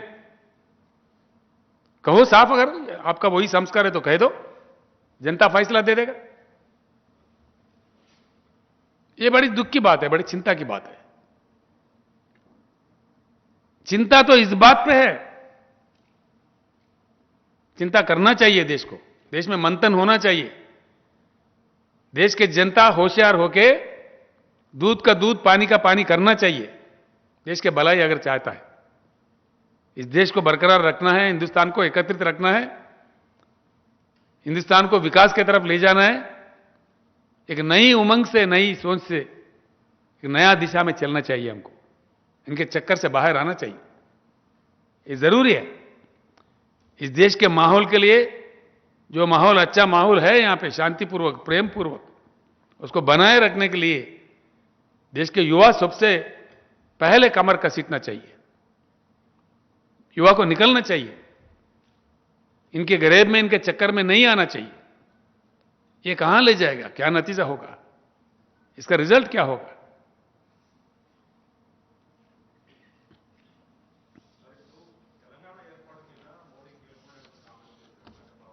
చాలా దుర్మార్గమైన కామెంట్ అండి ఆయన ఏం తలా తోకలేని కామెంట్. ఏం కామెంట్ అండి అది? నిరసన తెలిపింది కదా, వేలాదిగా దిష్టి బొమ్మలు కాలబెట్టారు తెలంగాణలో. సిగ్గుపడాలా? అది కూడా మా ఇష్టం ఉన్నట్టు ఎందుకు మాట్లాడండి ఆయన మోడీ గారు తెలంగాణ మీద ఏం అక్కరండి మాట్లాడి? 8 ఏళ్ల కింద పాస్ అయిన బిల్లును పట్టుకోనికి ఇప్పుడు ఎందుకండి ఆయనకు పనికి మాలినద్దా? సమస్యలు పరిష్కారం చేసింది లేదు, తెలంగాణకు సాయం చేసింది లేదు, అటు ఆంధ్రకు సాయం చేసింది లేదు, ఏం లేదు, అంతా పట్టిదే. సార్ యాదాద్రి ప్రారంభోత్సవానికి మోడీ గారిని ఆహ్వానిస్తారా? ఆలోచించుదాం. రాజ్యాంగం మార్చాలన్న అంశం మీద మీరు ఇప్పుడు మొన్నటి తీసుకున్న స్టాండ్ ఎప్పుడు కూడా కొనసాగుతుందా? 100% కానీ అంత ఏంటో అవే ఇప్పిసపాడు అంత ఆగమాగం ఉన్నావు నువ్వు. లేదు సార్, దళిత సంఘాలు మళ్ళీ ప్రజా సంఘాలు- దళిత సంఘాలకు ఏం సంబంధమా? రాజ్యాంగానికి ఏం సంబంధమా? నేను అంబేద్కర్ గారి పేరన్నా తీసుకున్నానే. నువ్వు ఉన్నావు ఆ విలేకరుల సమావేశంలో? ఉన్నా సార్. ఉంటే మరి ఏం మాట్లాడినా నేను అంబేద్కర్ గారి గురించి మాట్లాడినా? ఆయన మహనీయుడు. రాజ్యాంగాన్ని రచించిన దాంట్లో అంబేద్కర్ ఉన్నాడు కదా సార్. అరే మళ్ళీ అట్లా అంటే మళ్ళీ అట్లా మాట్లాడతావేంది? నాకు అర్థం కాదు. అంబేద్కర్ గారే నేను తగలబెడతాను రాజ్యాంగాన్ని, మరి దాని సంగతి ఏంది? రాజ్యాంగం రాసుకోవడం కాదు కదా, ఎందుకు మార్చమంటాను అడుగు. నీకు తెలుసా? నువ్వు రాయి. ఏం ఛానల్ ఇది? ఛానల్ పేపరా? రాయి, ఇక రాయి, రాయవా? నీకు చెప్తా నేను. సార్ దేశంలో దళితుల జనాభా 19% పెరిగింది. దళితుల రిజర్వేషన్ 19% పెంచాలి, కాబట్టి రాజ్యాంగం మార్చమంటున్నా. రాయి. తప్ప దేశంలో ఇయ్యాలటి కూడా మహిళలకు రక్షణ లేదు. మగపిల్లలతో సమానంగా ఆడపిల్లలకు కూడా ఆస్తిలో హక్కు ఇవ్వాలి, దాన్ని రాజ్యాంగంలో పొందుపరచాలి. దానికోసం కొత్త రాజ్యాంగం కావాలి. రాయి, రాయవా? సార్ హిజాబ్ ఇనవా ఉండు. కేంద్రం రాష్ట్రాల హక్కులను అన్నింటిని హరిస్తా ఉన్నది. అక్రమ పద్ధతుల్లో రాష్ట్రాల పరిపాలనలో దూరి హరిస్తా ఉన్నది. ఇటువంటి దుర్మార్గమైన పద్ధతులు పోవడం కోసం పటిష్టమైన కొత్త రాజ్యాంగం కావాలంటున్నారు. రాయి. తప్ప చర్చ చేయమన్నా కదా, నేను ఏం చెప్పినా? డిబేట్ చేయండి దేశం. నేను ప్రతిపాదన పెడుతున్నా. దానికి కొంతమంది వాళ్ళ విలువలు చెప్తే దళిత బంధు పెట్టమంటున్న దేశం అంతా కొత్త రాజ్యాంగం ప్రకారం తప్ప వద్దంటున్నావాను? వద్దంటున్నావా? నువ్వు రాయి. నాది స్పెషల్ బయట కింద చూపెట్టి నీకు దమ్ముంటే ఇక చూద్దాం. దళితుల రిజర్వేషన్ 19% పెరగాలి, దానికోసం కొత్త రాజ్యాంగం రావాలి. తప్పవా? బీసీలు కులగణన చేయాలంటారు, చెయ్యాలి. తప్ప వాళ్ళ హక్కులు అడుగుతున్నారు బీసీలు. ఇప్పుడున్న రాజ్యాంగం ఇస్తలేదు, కొత్త రాజ్యాంగంలో పొందుపరచాలని నేను అంటున్నా. తప్ప వద్దంటవాను? ఇయ్యాలంటే కూడా దళితులు మేము పేదరికంలో ఉన్నాం అన్నమో రామచంద్ర అంటున్నారు. కేంద్రం ఇయ్యాలన్న కేంద్ర ప్రభుత్వం సప్లాన్ ఎత్తేసింది, దళితుల సప్లాన్. మేము తెలంగాణలో కొత్త చట్టం తెచ్చినాం. దేశవ్యాప్తంగా ఎస్సీ సప్లాన్ ఇంప్లిమెంట్ చేయడం కోసం కొత్త రాజ్యాంగం కావాలంటున్నా. తప్ప నేను దళితుల కోసమే కావాలంటున్నా కొత్త రాజ్యాంగం. తప్ప వద్దంటున్నావా? ఇదొకటి నేర్చిన ఆరోటి పనికి మాలిన దందా. మాకు లేదా నోరు, మేము మాట్లాడమా? అంబేద్కర్ గారే చెప్పిండా ప్రగతిశీలంగా ఉండాలని, మార్చుకోవాలని చెప్పిండు ఆయన. అమలు చేసేవాడు మంచోడై ఉండాలన్నాడు. చెట్టు పేరు చెప్పి కాయలు అమ్ముకున్నాడు కాదు, నా పేరు చెప్పి బతుకుడు కాదు, నా స్పిరిట్, అంబేద్కర్ గారి యొక్క స్పిరిట్ ఇంప్లిమెంట్ కావాలని చెప్పిండు ఆయన. ఉందా ఇలా దేశంలో అంబేద్కర్ గారు చెప్పిన స్పిరిట్ ఉందా? అంబేద్కర్ గారు చెప్పిన స్పిరిట్ ఇంప్లిమెంట్ అయ్యింటే గిట్టే ఉంటుందా దళిత జాతి ఇలా దేశంలో? ఎందుకు తెలంగాణలో దళిత బంధు పెట్టాల్సి వచ్చింది ఇన్నేళ్ల తర్వాత? ఇయ్యాలంటే కూడా దళితులు ఎందుకు ఆక్రోశిస్తున్నారు దేశంలో? గుజరాత్లో ప్రధానమంత్రి స్వయంగా వహించే రాజ్యంలో దళితులు పెళ్లి చేసుకుంటే గుర్రం మీద పోయి పంపించే పరిస్థితి లేదు, కొడుతున్నారు, దాడులు చేస్తున్నారు. రెండవసారి జరిగింది, ఇందాక మొన్న వచ్చింది. మళ్ళా చంపేస్తున్నారు దళితులను. దళిత బిడ్డలు గుర్రం మీద ఎక్కి స్వారీ చేద్దామంటే, పెళ్లి పిల్లగాన్ని ఊరేగించుదామంటే గుజరాత్ రాష్ట్రంలో దాడి చేసి చంపుతున్నారు. ఊరేగింపును సహిస్తలేరు. అది మార్చాలంటున్నాం. దానికోసం కొత్త రాజ్యాంగం కావాలి తప్ప వద్దా?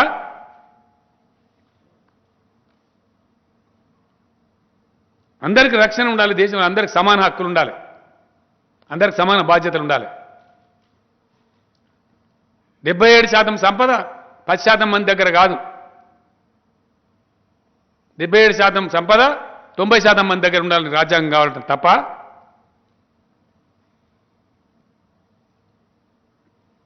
అంతర్జాతీయ ట్రక్కు స్పీడు రాయి నీకు దమ్ముంటే. అంతర్జాతీయ ట్రక్కు స్పీడు 105 కిలోమీటర్లు. మన దేశం ట్రక్కు యావరేజ్ స్పీడ్ 48 నుంచి 55 కిలోమీటర్లు. మన దేశంలో కూడా హైవేస్ రావాలి, పెరగాలి, ఇన్ఫ్రాస్ట్రక్చర్ రావాలి. మన దేశ ప్రగతి కూడా 105 కిలోమీటర్లు పోవాలని కొత్త రాజ్యాంగం కావాలంటున్నా తప్ప మన దేశ goods rail speed average speed 57 కిలోమీటర్లు, బయట 115 కిలోమీటర్లు అంతర్జాతీయ యావరేజ్.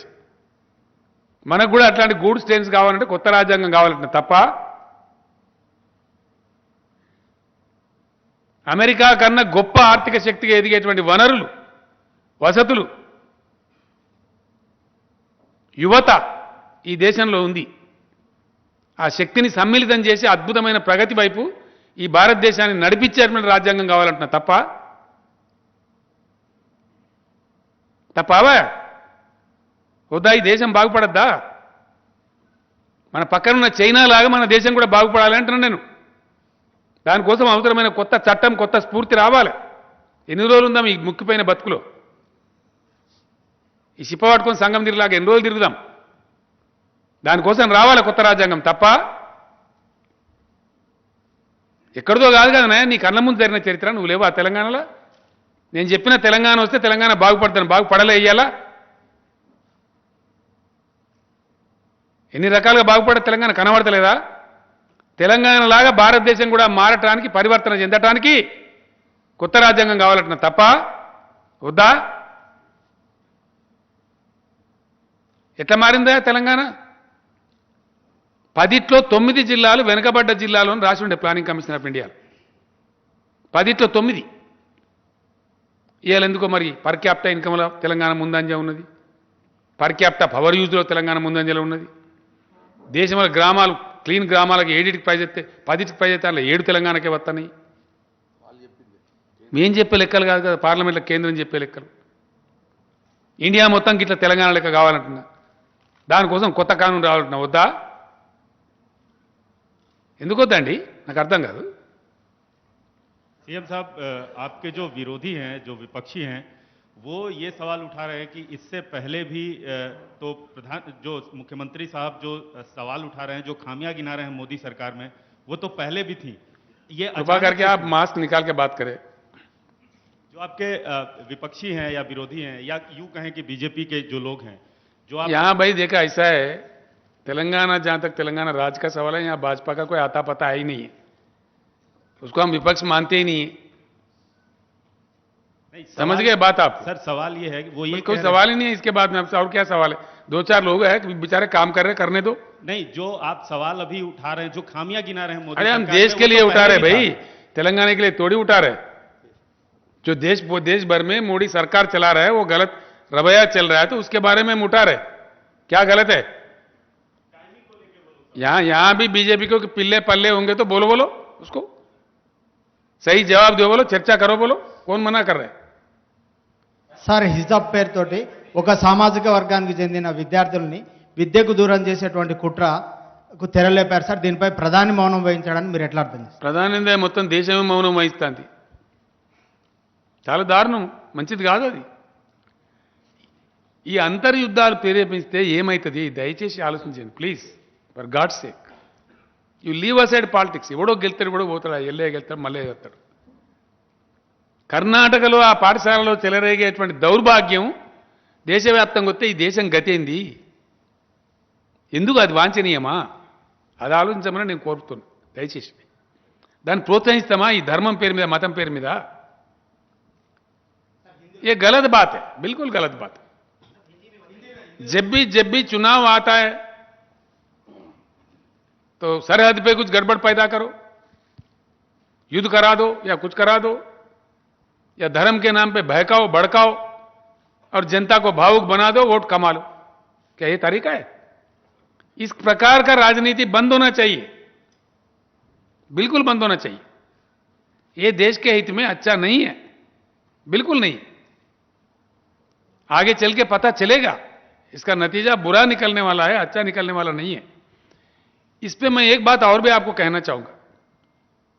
कुछ अन्य देशों ने हमारे बारे में एक कमिटी डाला। अगर हिंदुस्तान भी जाग उठा, क्योंकि यहां पे भी बड़ा आबादी है, 140 करोड़ है, अगर ये लोग कभी सुधर गए, कभी अवेकन हो गए, तो पॉसिबल थ्रेट्स क्या है? उन्होंने रिपोर्ट दिया, भाई ये मजहब के नाम पे, जातिवाद के नाम पे लड़ रहे, ये हमारे बराबर में कभी नहीं आ सकते बोलती थी। क्या यही रहना चाहिए? ये देश को बदलना चाहिए, हमारे देश को विकास के ओर जाना चाहिए, या धर्म के ओर पे गली गली में, गांव गांव में, तालुका तालुका में लड़ते सड़ते रहना चाहिए? क्या ये गलत बात है? हम तो साफ कह रहे हैं। సార్ మమతా బెనర్జీ గారు బీజేపీ ఒక్క రఫేల్ కదమ్మా, చాలా ఉన్నాయి నా దగ్గర, అవన్నీ వరుసపడి చెప్తాం.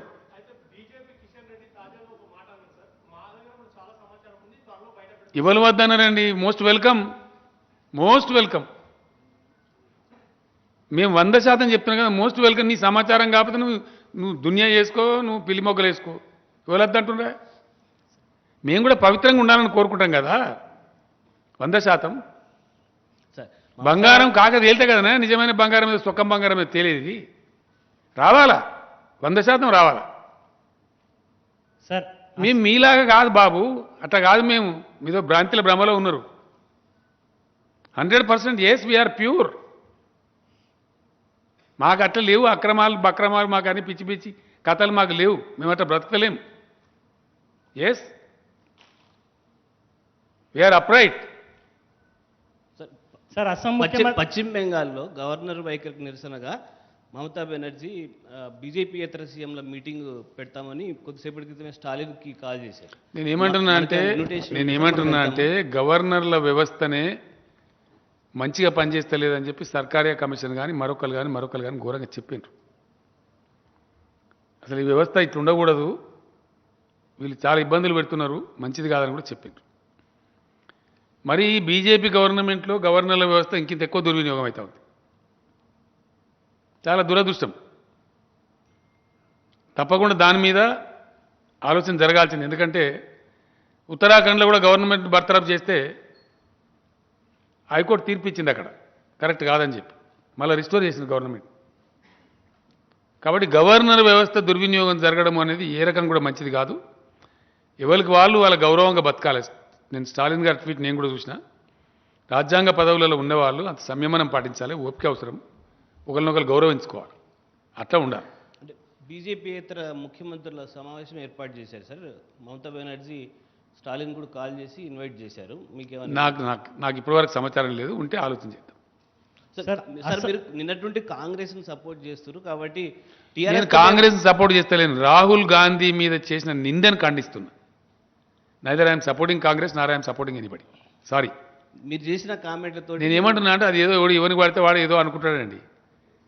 నేను స్ట్రేట్గా చెప్తున్నా కదా, నిజాయితీగా ఈ దేశంలో ఒక పౌరునిగా ఇది పద్ధతి కాదు అని నేను మాట్లాడుతున్నాను. ధర్మం కాదు, పద్ధతి కాదు. నేను ఏమంటున్నా అంటే నువ్వు విధవాను, అసమర్థునివను, అవివేకమను, చేత కాదను, అట్లా ఉంటుంది. కానీ ఇదేం పద్ధతి అండి? ఇది గట్లా మాట్లాడచ్చునా? అదేం పద్ధతి? ఎవ్వరు చేసినా దుర్మార్గమేనండి. అది ఎప్పుడు చేసినా ఎవరు చేసినా అది పద్ధతి కాదు. రాజకీయాల్లో అనుసరించాల్సిన పద్ధతి అది కానే కాదు. అది ఖండనీయం, దుర్మార్గం. దాన్ని సహించడం అనేది మన దేశానికి మంచిది కాదు, మన సమాజానికి మంచిది కాదు. సార్ ఇదే విషయం మీద బీజేపీ వాళ్ళు అంటున్నారు, తెలంగాణ ఉద్యమం సమయంలో కేసీఆర్ కూడా సోనియా గాంధీని అవమానించే విధంగా ఇండియాలో ఇటలీ బొమ్మ అనే ఇట్లా నేను ఎవరు మాట్లాడలేదు, నేను అసలు మాట్లాడలేదా బాబు. నాకు ఆ భాష రానే రాదు. నేను హార్ష్గా మాట్లాడతా. కోపానికి వస్తే ఉన్నదన్నట్టు చెప్పడానికి గట్టిగా మాట్లాడి చెప్తాం. కానీ ఈ దుర్మార్గమైన నిన్న అస్సాం ముఖ్యమంత్రి మాట్లాడిన దుర్మార్గం నా జీవితంలో కూడా నేను మాట్లాడే అటువంటి అవసరం కూడా లేదు మాకు. అర్థం కాలేదండి. ఆమెకి ఎందుకు ఆమె నిన్నగాక మనం మంచిగా గెలిచింది ఆమె. సార్ ఇక్కడ sir I'm Ravikanth Reddy from the Hindu sir. Sir మీ స్పీచ్లో ఒక మాట అన్నారు, this country will not survive if BJP continues అని. This country will not survive if BJP continues to be in power అని. This country will be ruined. Yeah that's what, it will not survive as well. No ruined. Yeah ruined sir. Okay. So దానికి are you willing to work with Congress with whom you have been, maintaining quite a distance? See, I cannot predict anything like that. All forces have to unite and shunt out BJP. इनको भगा दो पहले, बाद में जो होता process में जो होता कौन किससे काम करता, कौन क्या काम करता, वो बात अलग है. Please understand, right, Mr. Ravikant, I think you are a senior journalist, please understand. इसमें से ఈ చిల్లర రాజకీయాల నుంచి అర్థాలు తీసి వీనికి వానికి ముడిపెట్టి వానికి గాది కాదండి. నేను మాట్లాడి చాలా పెద్ద బ్రాడ్ ఎజెండా. ఈ దేశం ప్రాసెస్లో ఏమైతే ఎవరికి తెలియదు, ఎవరు ఏం చేస్తారో తెలియదు. ఎవరో ప్రధానమంత్రి కావడం కోసం పనిచేయడం దుర్మార్గం అండి, అది కాదు. No, that should not be the agenda. Yes, ఈ దేశంలో పుట్టినాం కాబట్టి, ప్రజా జీవితంలో ఉన్నాం కాబట్టి, స్పందించే గుణం ఉంది కాబట్టి, మంచి జరగనప్పుడు దాన్ని ఖండించు, నేషనల్ ఎజెండా సెట్ చేయి. ఏదో అయ్యేది జరిగేది జరుగుతుంది. ఎవరు కలుస్తారు, ఎవరు ఏం మాట్లాడతారు, అదంతా జరుగుతుంది process. What will happen let us see. We cannot predict anything now. అవి ముడిపెట్టి అవి ముందరికి తెచ్చి మిగతా చేయడం అనేది కరెక్ట్ కాదు. అసలు సంగతి ఏంటంటే, నేను మాట్లాడింది బీజేపీ దౌర్భాగ్యంగా పరిపాలన, బీజేపీ పరిపాలన జరుగుతున్న అరాచకం. Let us debate that. అది that should take the centre stage. Thereafter what will happen, who will unite, who will not unite, who will disunite, that's altogether different story. Because different political parties, different people are pursuing in their own method. A time may come. అన్నిటిని మించి brother నేను ఏమంటున్నాను, దయచేసి మీకు ఒక సూత్రం చెప్తాను. తెలంగాణ కోసం నేను ఉద్యమం ప్రారంభించిన నాడు మేము ఒక పందా వేసుకున్నాం. మేము వ్యక్తులను, గ్రూపులను, పార్టీలను పర్సూ చేయలే, ప్రజలను పర్సూ చేసినాం, ప్రజలను కదిలించాం. ప్రజా కదలికలు వచ్చినాడు పార్టీలు నాయకులంతా మోకాల మీద దొరుకుతారు దాన్ని ఎంబడబడి. మీరు కళ్ళారా చూసినారు, మీరు నేనే సాక్ష్యం. రవికాంత్ రెడ్డి గారు, నేను కఠోరమైనటువంటి సమైక్యవాదిని, సమైక్య రాష్ట్రంలోనే సమగ్రాభివృద్ధి అని చెప్పిన చంద్రబాబు నాయుడు జై తెలంగాణ అనలే, సిపిఐ పార్టీ అనలే, ఇంకా ఎన్నో పార్టీలు అనలే.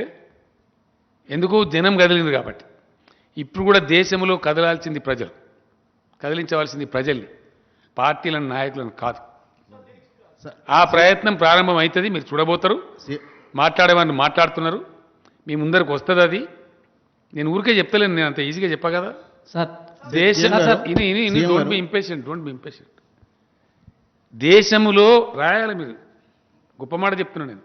And it will happen, I'm telling you. ఒక దేశం ప్రబలమైన మార్పు జరగాలంటే కదలవలసింది దేశ ప్రజలు, కదిలించవలసింది కూడా దేశ ప్రజలనే. किसी देश को सही तरीके से परिवर्तित होना है तो परिवर्तित नेताओं को, पार्टियों को नहीं, जनता को परिवर्तित होना चाहिए, जनता को जागरूक होना चाहिए, जनता को प्रबंधन बन के लड़ना चाहिए. ये होना चाहिए इस देश के लिए. सर जनता को जगाने में कौन काम करेगा, किस प्रकार से काम करेगा, मैं कोई ज्योतिष नहीं हूं, आगे चल के आपको पता चलेगा. मैं भी एक कार्य करता हूं, उस दिशा में मैं काम करता हूं. సార్ మోడీని దించి రాష్ట్రాల కోసం పనిచేసే వారిని అధికారంలోకి తీసుకొచ్చుకుంటామన్నారు కదా. ఏమనలేదా, నేనేమనలే, ఆగా తొందరపడదు. జనగామ సభలు అన్నారు. ఉండే బాబు. కేసీఆర్ కొత్త పార్టీ పెట్టాలి, దేశవ్యాప్తంగా కొత్త పార్టీ తీసుకొస్తే బాగుంటుందని అభిప్రాయం వ్యక్తం చేస్తుంది సార్. ఏమన్నా అందరి కోరికైతే పెడదాం, దానికి ఏముంది పెద్ద కథ. సీఎం గారు, దేశం పెడదామండి, అట్లా అంత అవసరం ఏర్పడితే తప్పకుండా పెడదాం. ఎందుకు పెట్టకూడదు?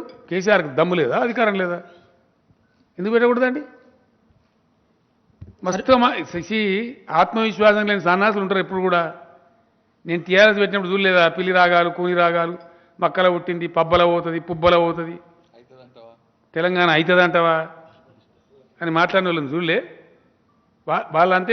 అరే ఆగవా, అంత ఇంపేషెంట్ ఎందుకు నువ్వు? ఇంకా గంట కూర్చున్నావు, ఎందుకు తొందరపడుతున్నావు? ఆగమాగం నువ్వు. టీఆర్ఎస్ పుట్టినాడు ఏమన్నారండి? ఇది ప్రజాస్వామ్యం బాబు. ప్రజలు అనుకున్న నాడు తలకిందులు అవుతాయి. పెద్ద ఇష్యూ. నిన్నోడు మాట్లాడుతున్నాడు కేసీఆర్ నీటి బొట్ట అంతగా, నీటి బొట్ట అనే మరి ఎందుకు భయపడతాను? నీటి బొట్టు లాంటి కేసీఆర్ నిందించే అక్కరేమున్నది నాకు అర్థం కాదు. అగో ఇవ్వాలనుకున్నారండి నాకు. నీలం సంజీవ్ రెడ్డి గారు ఆయన పుట్టగానే అనుకున్నాను నేను ప్రెసిడెంట్ ఆఫ్ ఇండియా అవుతాను. వాళ్ళు అనుకుంటారా? నేను ముట్టంగానే మా అమ్మ నేను అనుకున్నారా నేను తెలంగాణ రాష్ట్రం ఏర్పడుతుందని ముఖ్యమంత్రి అవుతాను? ప్రాసెస్లో పనిచేస్తూ ఉంటే ప్రజలు గుర్తించితే అవకాశాలు దొరికితే పనిచేస్తారు. ఇప్పుడు కూడా ఏం జరుగుతుంది ఎవరికి తెలుసు? ఇప్పుడు మల్లారెడ్డి గారు పాలు అమ్ముకున్నాడు, ఆయన పైకి వచ్చిన మంచి కష్టపడి మంత్రి అయితే అనుకున్నారా? పేరు పెట్టినరా? డెఫినెట్లీ నువ్వు పనిచేస్తూ ఉంటే ప్రజా జీవితంలో వస్తే ప్రాసెస్లో పోతూ ఉంటే కలిసి వస్తే ప్రజలు గౌరవిస్తే మన్నిస్తే అవకాశాలు వస్తే అవుతారు. ఏముందనలా? ఆయన చెప్పుడుగానే నరేంద్ర మోడీ గారు నేను రైల్వే స్టేషన్లో ఛాయ్ అమ్ముకున్నాను. ఆయన కాలేదా ప్రధానమంత్రి? అదే that is the beauty of democracy. అంతే కదా, అవకాశాలు వస్తాయి. పని చేస్తే సిన్సియర్గా పోతూ ఉంటే పర్సూ చేస్తూ ఉంటే అవకాశాలు దొరుకుతాయి. దానికి చాలా విషయాలు జరిగినాయి మన కళ్ళ ముందే. సినిమా యాక్టర్లు ముఖ్యమంత్రులు అయినరు, ఎంజీఆర్ గారు అయినరు, ఎన్టీఆర్ గారు అయినరు, కాలేదా? సందర్భం కలిసి వస్తే అయినరు. కానీ రాజకీయాలలో అందుకే నేను అనేది గర్వం పనికిరాదు, అహంకారం పనికిరాదు. అహంకారపూరితంగా మాట్లాడడం, వ్యాఖ్యలు చేయడం, ఎదుటోళ్ళని నిందించడం మంచిది కాదు. క్రిటిసైజ్ చేయి, మీరు క్రిటిసైజ్ చేయొచ్చు, పాలసీని క్రిటిసైజ్ చేయొచ్చు. ఇప్పుడు నేను ఎవరైనా ఇచ్చానంటే బీజేపీని క్రిటిసైజ్ చేసినాను. షార్ప్ క్రిటిసిజం ఉంటుంది, డెఫినెట్గా ఉంటుంది. ప్రజలకు పోవాలి మెసేజ్ కాబట్టి తప్పకుండా నా లాంగ్వేజ్ నేను కమ్యూనికేట్ చేస్తా. చెప్పు తమ్ముడు ఏమన్నాను? ఏ పార్టీ ఉందని మీరు భావిస్తారు? ఇంతగానం చెప్పినాక మళ్ళీ మొదటికి వస్తే అంటే పర్టికులర్ ఒక పార్టీ అంటే మీరు నేను ఏమంటున్నా అంటే ఇంతగానం చెప్పిన తర్వాత రామాయణ మంత్రి రాముని సీతేమతి అంటే నీ కథ. What will happen I don't know, but things will happen, you will see it. Sir నేను కాళీదాస్ మెట్రో నుంచి మాట్లాడుతున్నా. కాళీదాస్ సార్ రాజ్యాంగాన్ని మార్చాలని ఇంత సంచలనమైన చేసి దేశవ్యాప్తంగా కీలకమైన వ్యక్తిగా మారిన మీరు దేశవ్యాప్తంగా ఉన్న యువత కోసం ఏ ప్రతిపాదనల మీద మీరు రాజ్యాంగాన్ని మార్చాలని క్లారిటీ ఇవ్వడం ద్వారా దేశ యువతను మీరు ఆకట్టుకోవడానికి వీలు ఉంటుంది కదా. నేను ఏమంటున్నా అంటే బ్రదర్, కాళీదాస్ చర్చ కావాలని కోరినము, చర్చ స్టార్ట్ అయింది. ఇవాళ మిత్రుడు అడిగితే నేను చెప్పిన, ఇంకా చాలా ఉన్నాయి. ఆయన అడిగితే నేను 2-3 చెప్పిన. రాజ్యాంగ మార్పు ఎందుకు అవసరం అనే దాని మీద పెద్ద కథ ఉన్నది. అది చిన్న విషయం కాదు. నేను గంత అమాయకుని కాదు కదా, నేను గంత ఈజీ మనిషిన. ఆలోచించకుండానే, తెలియకుండానే, చదవకుండానే రాజ్యాంగ మార్చాలని బట్టి ఇట్లా చెప్తాను నేను. దాని వెనుక ఎంత బ్యాక్గ్రౌండ్ ఉంటుంది, ఎన్నిసార్లు ఉంటుందండి, ఎంత బ్యాక్గ్రౌండ్ ఉంటుంది, అంత ఈజీగా చెప్తామా? ఇన్నేళ్ళ రాజకీయ జీవితం పెట్టుకొని definitely it has a background. కాబట్టి సందర్భాన్ని బట్టి వస్తుంది కదా. మళ్ళీ నేను చెప్తున్నానండి, దేశం అనుకున్న పద్ధతిలో, చైనా మోడల్లో, సింగపూర్ మోడల్లో, ఇంకా పైకి వచ్చినటువంటి అభ్యుదయ పథంలో ముందుకు సాగుతున్న మోడల్లో పోవానంటే దేశంలో పరివర్తన రావాలి. ఈ పాత చింతకాయ పచ్చడి వ్యవహారంతో జరగదు. That is what I firmly believe. Yes, certainly ఈ దేశం కొత్త మార్గం పట్టాల్సిందే, కొత్త ఆలోచన, కొత్త దృక్పథంతో ముందుకు పురోగమించాల్సిందే. కుల మత జాతి భేద భావాలు పక్కన పెట్టి జాతి జనులంతా పిడికిలెత్తి కదలాల్సిందే. అప్పుడే ఈ దేశం ఆశించిన ప్రగతి సాధిస్తుంది. नहीं है भाई, बिल्कुल नहीं भाई, नहीं है. अरे मैं काट दिया ना आपके बात को, खत्म करो वहीं पे. Sir, this side, sir. Ashish this side, sir, from India Today, this corner, sir. Yes, please. Sir, just wanted to understand, previously in your previous press conference, particularly during 2019 general election, before general election, you met several chief ministers and party president, and the whole idea was a non-Congress, non-BJP front. So right now, TRS or you open for a united front against BJP, or still you are firm of having a non-BJP, non-Congress? I am making things abundantly clear. I have no confusion at all. See, being a political leader, before 2019 elections, I made my effort. I met several political leaders across the nation and shared my views with them. I also gave them a lot of literature. Our senior colleague of my party, Honorable MP Sri Keshwar Rao Garu, is also with me. when I was meeting leaders across the nation. And what kind of papers we have handed over to them also, he knows it very well. We have mooted our ideas. We tried our best. But things went in a different way. Ultimately, BJP came back to power. And that situation is now proving to be disastrous to the nation. Day by day, situation is worsening. Country is fully filled with religious emotions, which is not desirable, which is uncalled for, which is unwanted, which is not good for the country. So henceforth, I am appealing to all the people, please rise. Rise to the level of requirement and fight. Now I firmly believe, for any major change in this country, the people of the country shall rise. It is always the people who can really bring in the change. See, Telangana never became possible when the whole Telangana people united and started fighting for Telangana. The entire political system has agreed, accepted and delivered Telangana. It is the people of the country who shall now rise. That is the occasion, the time is coming now. You are a senior politician, sir. You worked at national level in state now, currently serving as chief minister. You are ready to lead a front if scenario comes, situation comes. You I'm are sorry, willing- once again I am mentioning to you, don't imagine a front. People shall become the front. It should be people's front, not XYZ. I told in the public meeting yesterday at Bhongir that Mamata Bahan, she called me. We had a discussion over the phone. She invited me to Bengal, or she said, I will come to Hyderabad, mujhe dosa khilao. I said, most welcome. She may come any time. We are discussing, it's a big issue. What you are touching is a big issue. There are so many political leaders across the nation. Mr. Uddhav Thackeray also, they are waiting for me. I have to go to Mumbai. Once this Ramanuja kind of function is over tomorrow, I think I may go to Mumbai anytime. See, we sharing views with all the people who are in the play, who are in the game, is a must for any political leader, Ultimately, the fructification will come. What kind, what manner, whether it is going to be a national alternative national party or a front, you will see it. And one thing I promise you, I will play a major role in that. Since you mentioned Ramanuja's Shatabdi Samaroh, sir, a last question of mine. During the Prime Minister visit, you was not present in the event as well as the airport. What was the reason behind? See, the reason is very simple. As a matter of fact, in my house, 2 persons were affected by corona. I thought it is not good for me to go and meet the Prime Minister, be in the public with him, along with him, for at least 3-4 hours. In a public function is undesirable. I maintained calm. Some Tam Dick Harry has commented. I never bothered. I told to the press indirectly from the CMO that I was slightly indisposed. It came up. That was the sole reason. Otherwise, I am an educated man. I am a responsible person. Today I went, received the Honorable President of India. I know the protocol. I know how to respect people. There was nothing behind it, no malice. Yes, I told, policy is policy. Respect is respect. Protocol is protocol. हर चीज अपने अपनी जगह है. Sir ఇప్పుడు Thank you.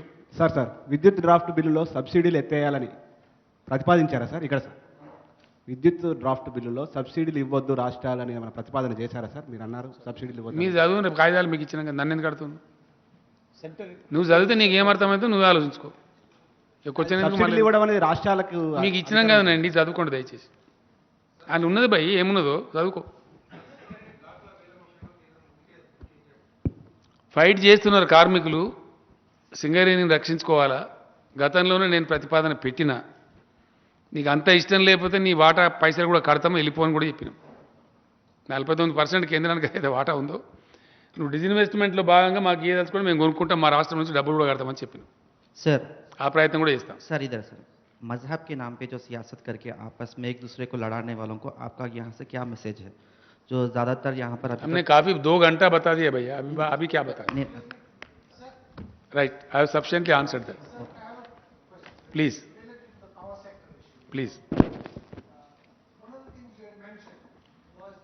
Mic दे दो भाई. Balu from Deccan Chronicle. One of the things you had mentioned was that there is a deliberate effort. Deliberate? Effort. In the draft bill or the legislation that is being proposed to force states to purchase solar power, right? So, with that being said, will this stand of yours, with this statement of yours, impact any future solar power projects in Telangana? The question is like this, brother. The question is like this. Thank you. The question is, first of all, one should think of providing power to each and every household of India.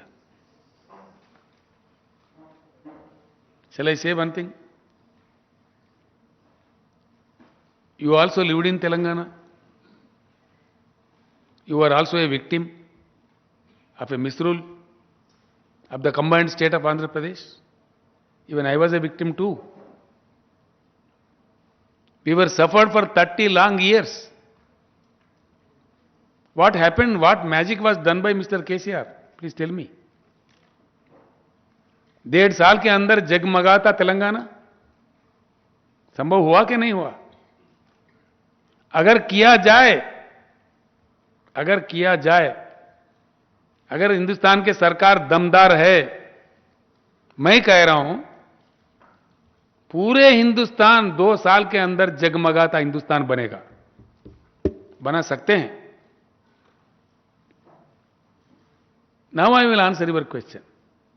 It's a blend of renewable energy and the firm energy. Everybody knows in the country, the power experts know it. We have no sufficient atomic power. We have a bit of idle power, which is not so firm. Depends on the seasonal conditions. The country is totally now dependent on thermal power, which can be supplied 24 hours a day. Now the research is going on. We read among columns that severe research is underway, that nanotechnology is coming. A small battery can supply power to whole of Hyderabad city. If that breakthrough comes in, that is something great. Definitely, search continues for use of alternative fuels. It is proposed in the international conferences. It is proposed in the strategic development goals by the UNO that clean power shall be used, because the emissions which are released in the process of producing this thermal power and any other power, global warming is rising. With that concern, experts have advised to go for renewable energy, clean energy. Effort is afoot. Even Telangana, we had only 10 megawatts of solar power. Today we are at the rate of 4,000 megawatts of solar power. The effort will continue. It will no way hamper. My allegation against the government of India is that they are trying to corporatize, privatize the whole power sector. They are more interested in handovering the distribution companies to the private people. That is what we are condemning. Sir? Malaysian Garu? Sir, here. Some senior journalist is here.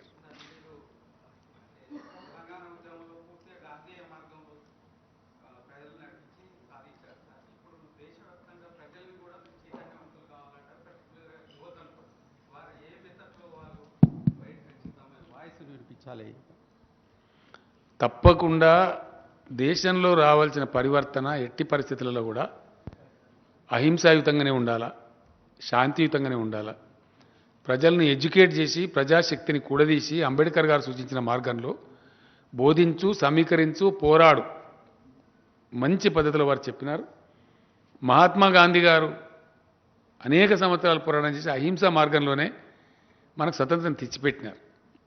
కొంత తీవ్రవాదం ఉంటుంది అక్కడక్కడ. మనం స్వతంత్ర ఉద్యమాన్ని పరిశీలిస్తే కొంచెం ఓపికతో కనుక మనం అర్థం చేసుకునే ప్రయత్నం చేస్తే, please brother, even during the course of freedom fight we have seen Mahatma Gandhi fighting for freedom and so many others along with him. Also Mr. Subhash Chandra Bose, who is the hero of the country, who fought for the freedom, he pursued the matter in the militarized way. When journalist friends like you asked Mr. Subhash Chandra Bose, he was so dignified, he was so magnanimous to say that I am also a disciple of Mr. Mahatma Gandhi. I also wish that independence should be attained in the line of Mahatma Gandhi.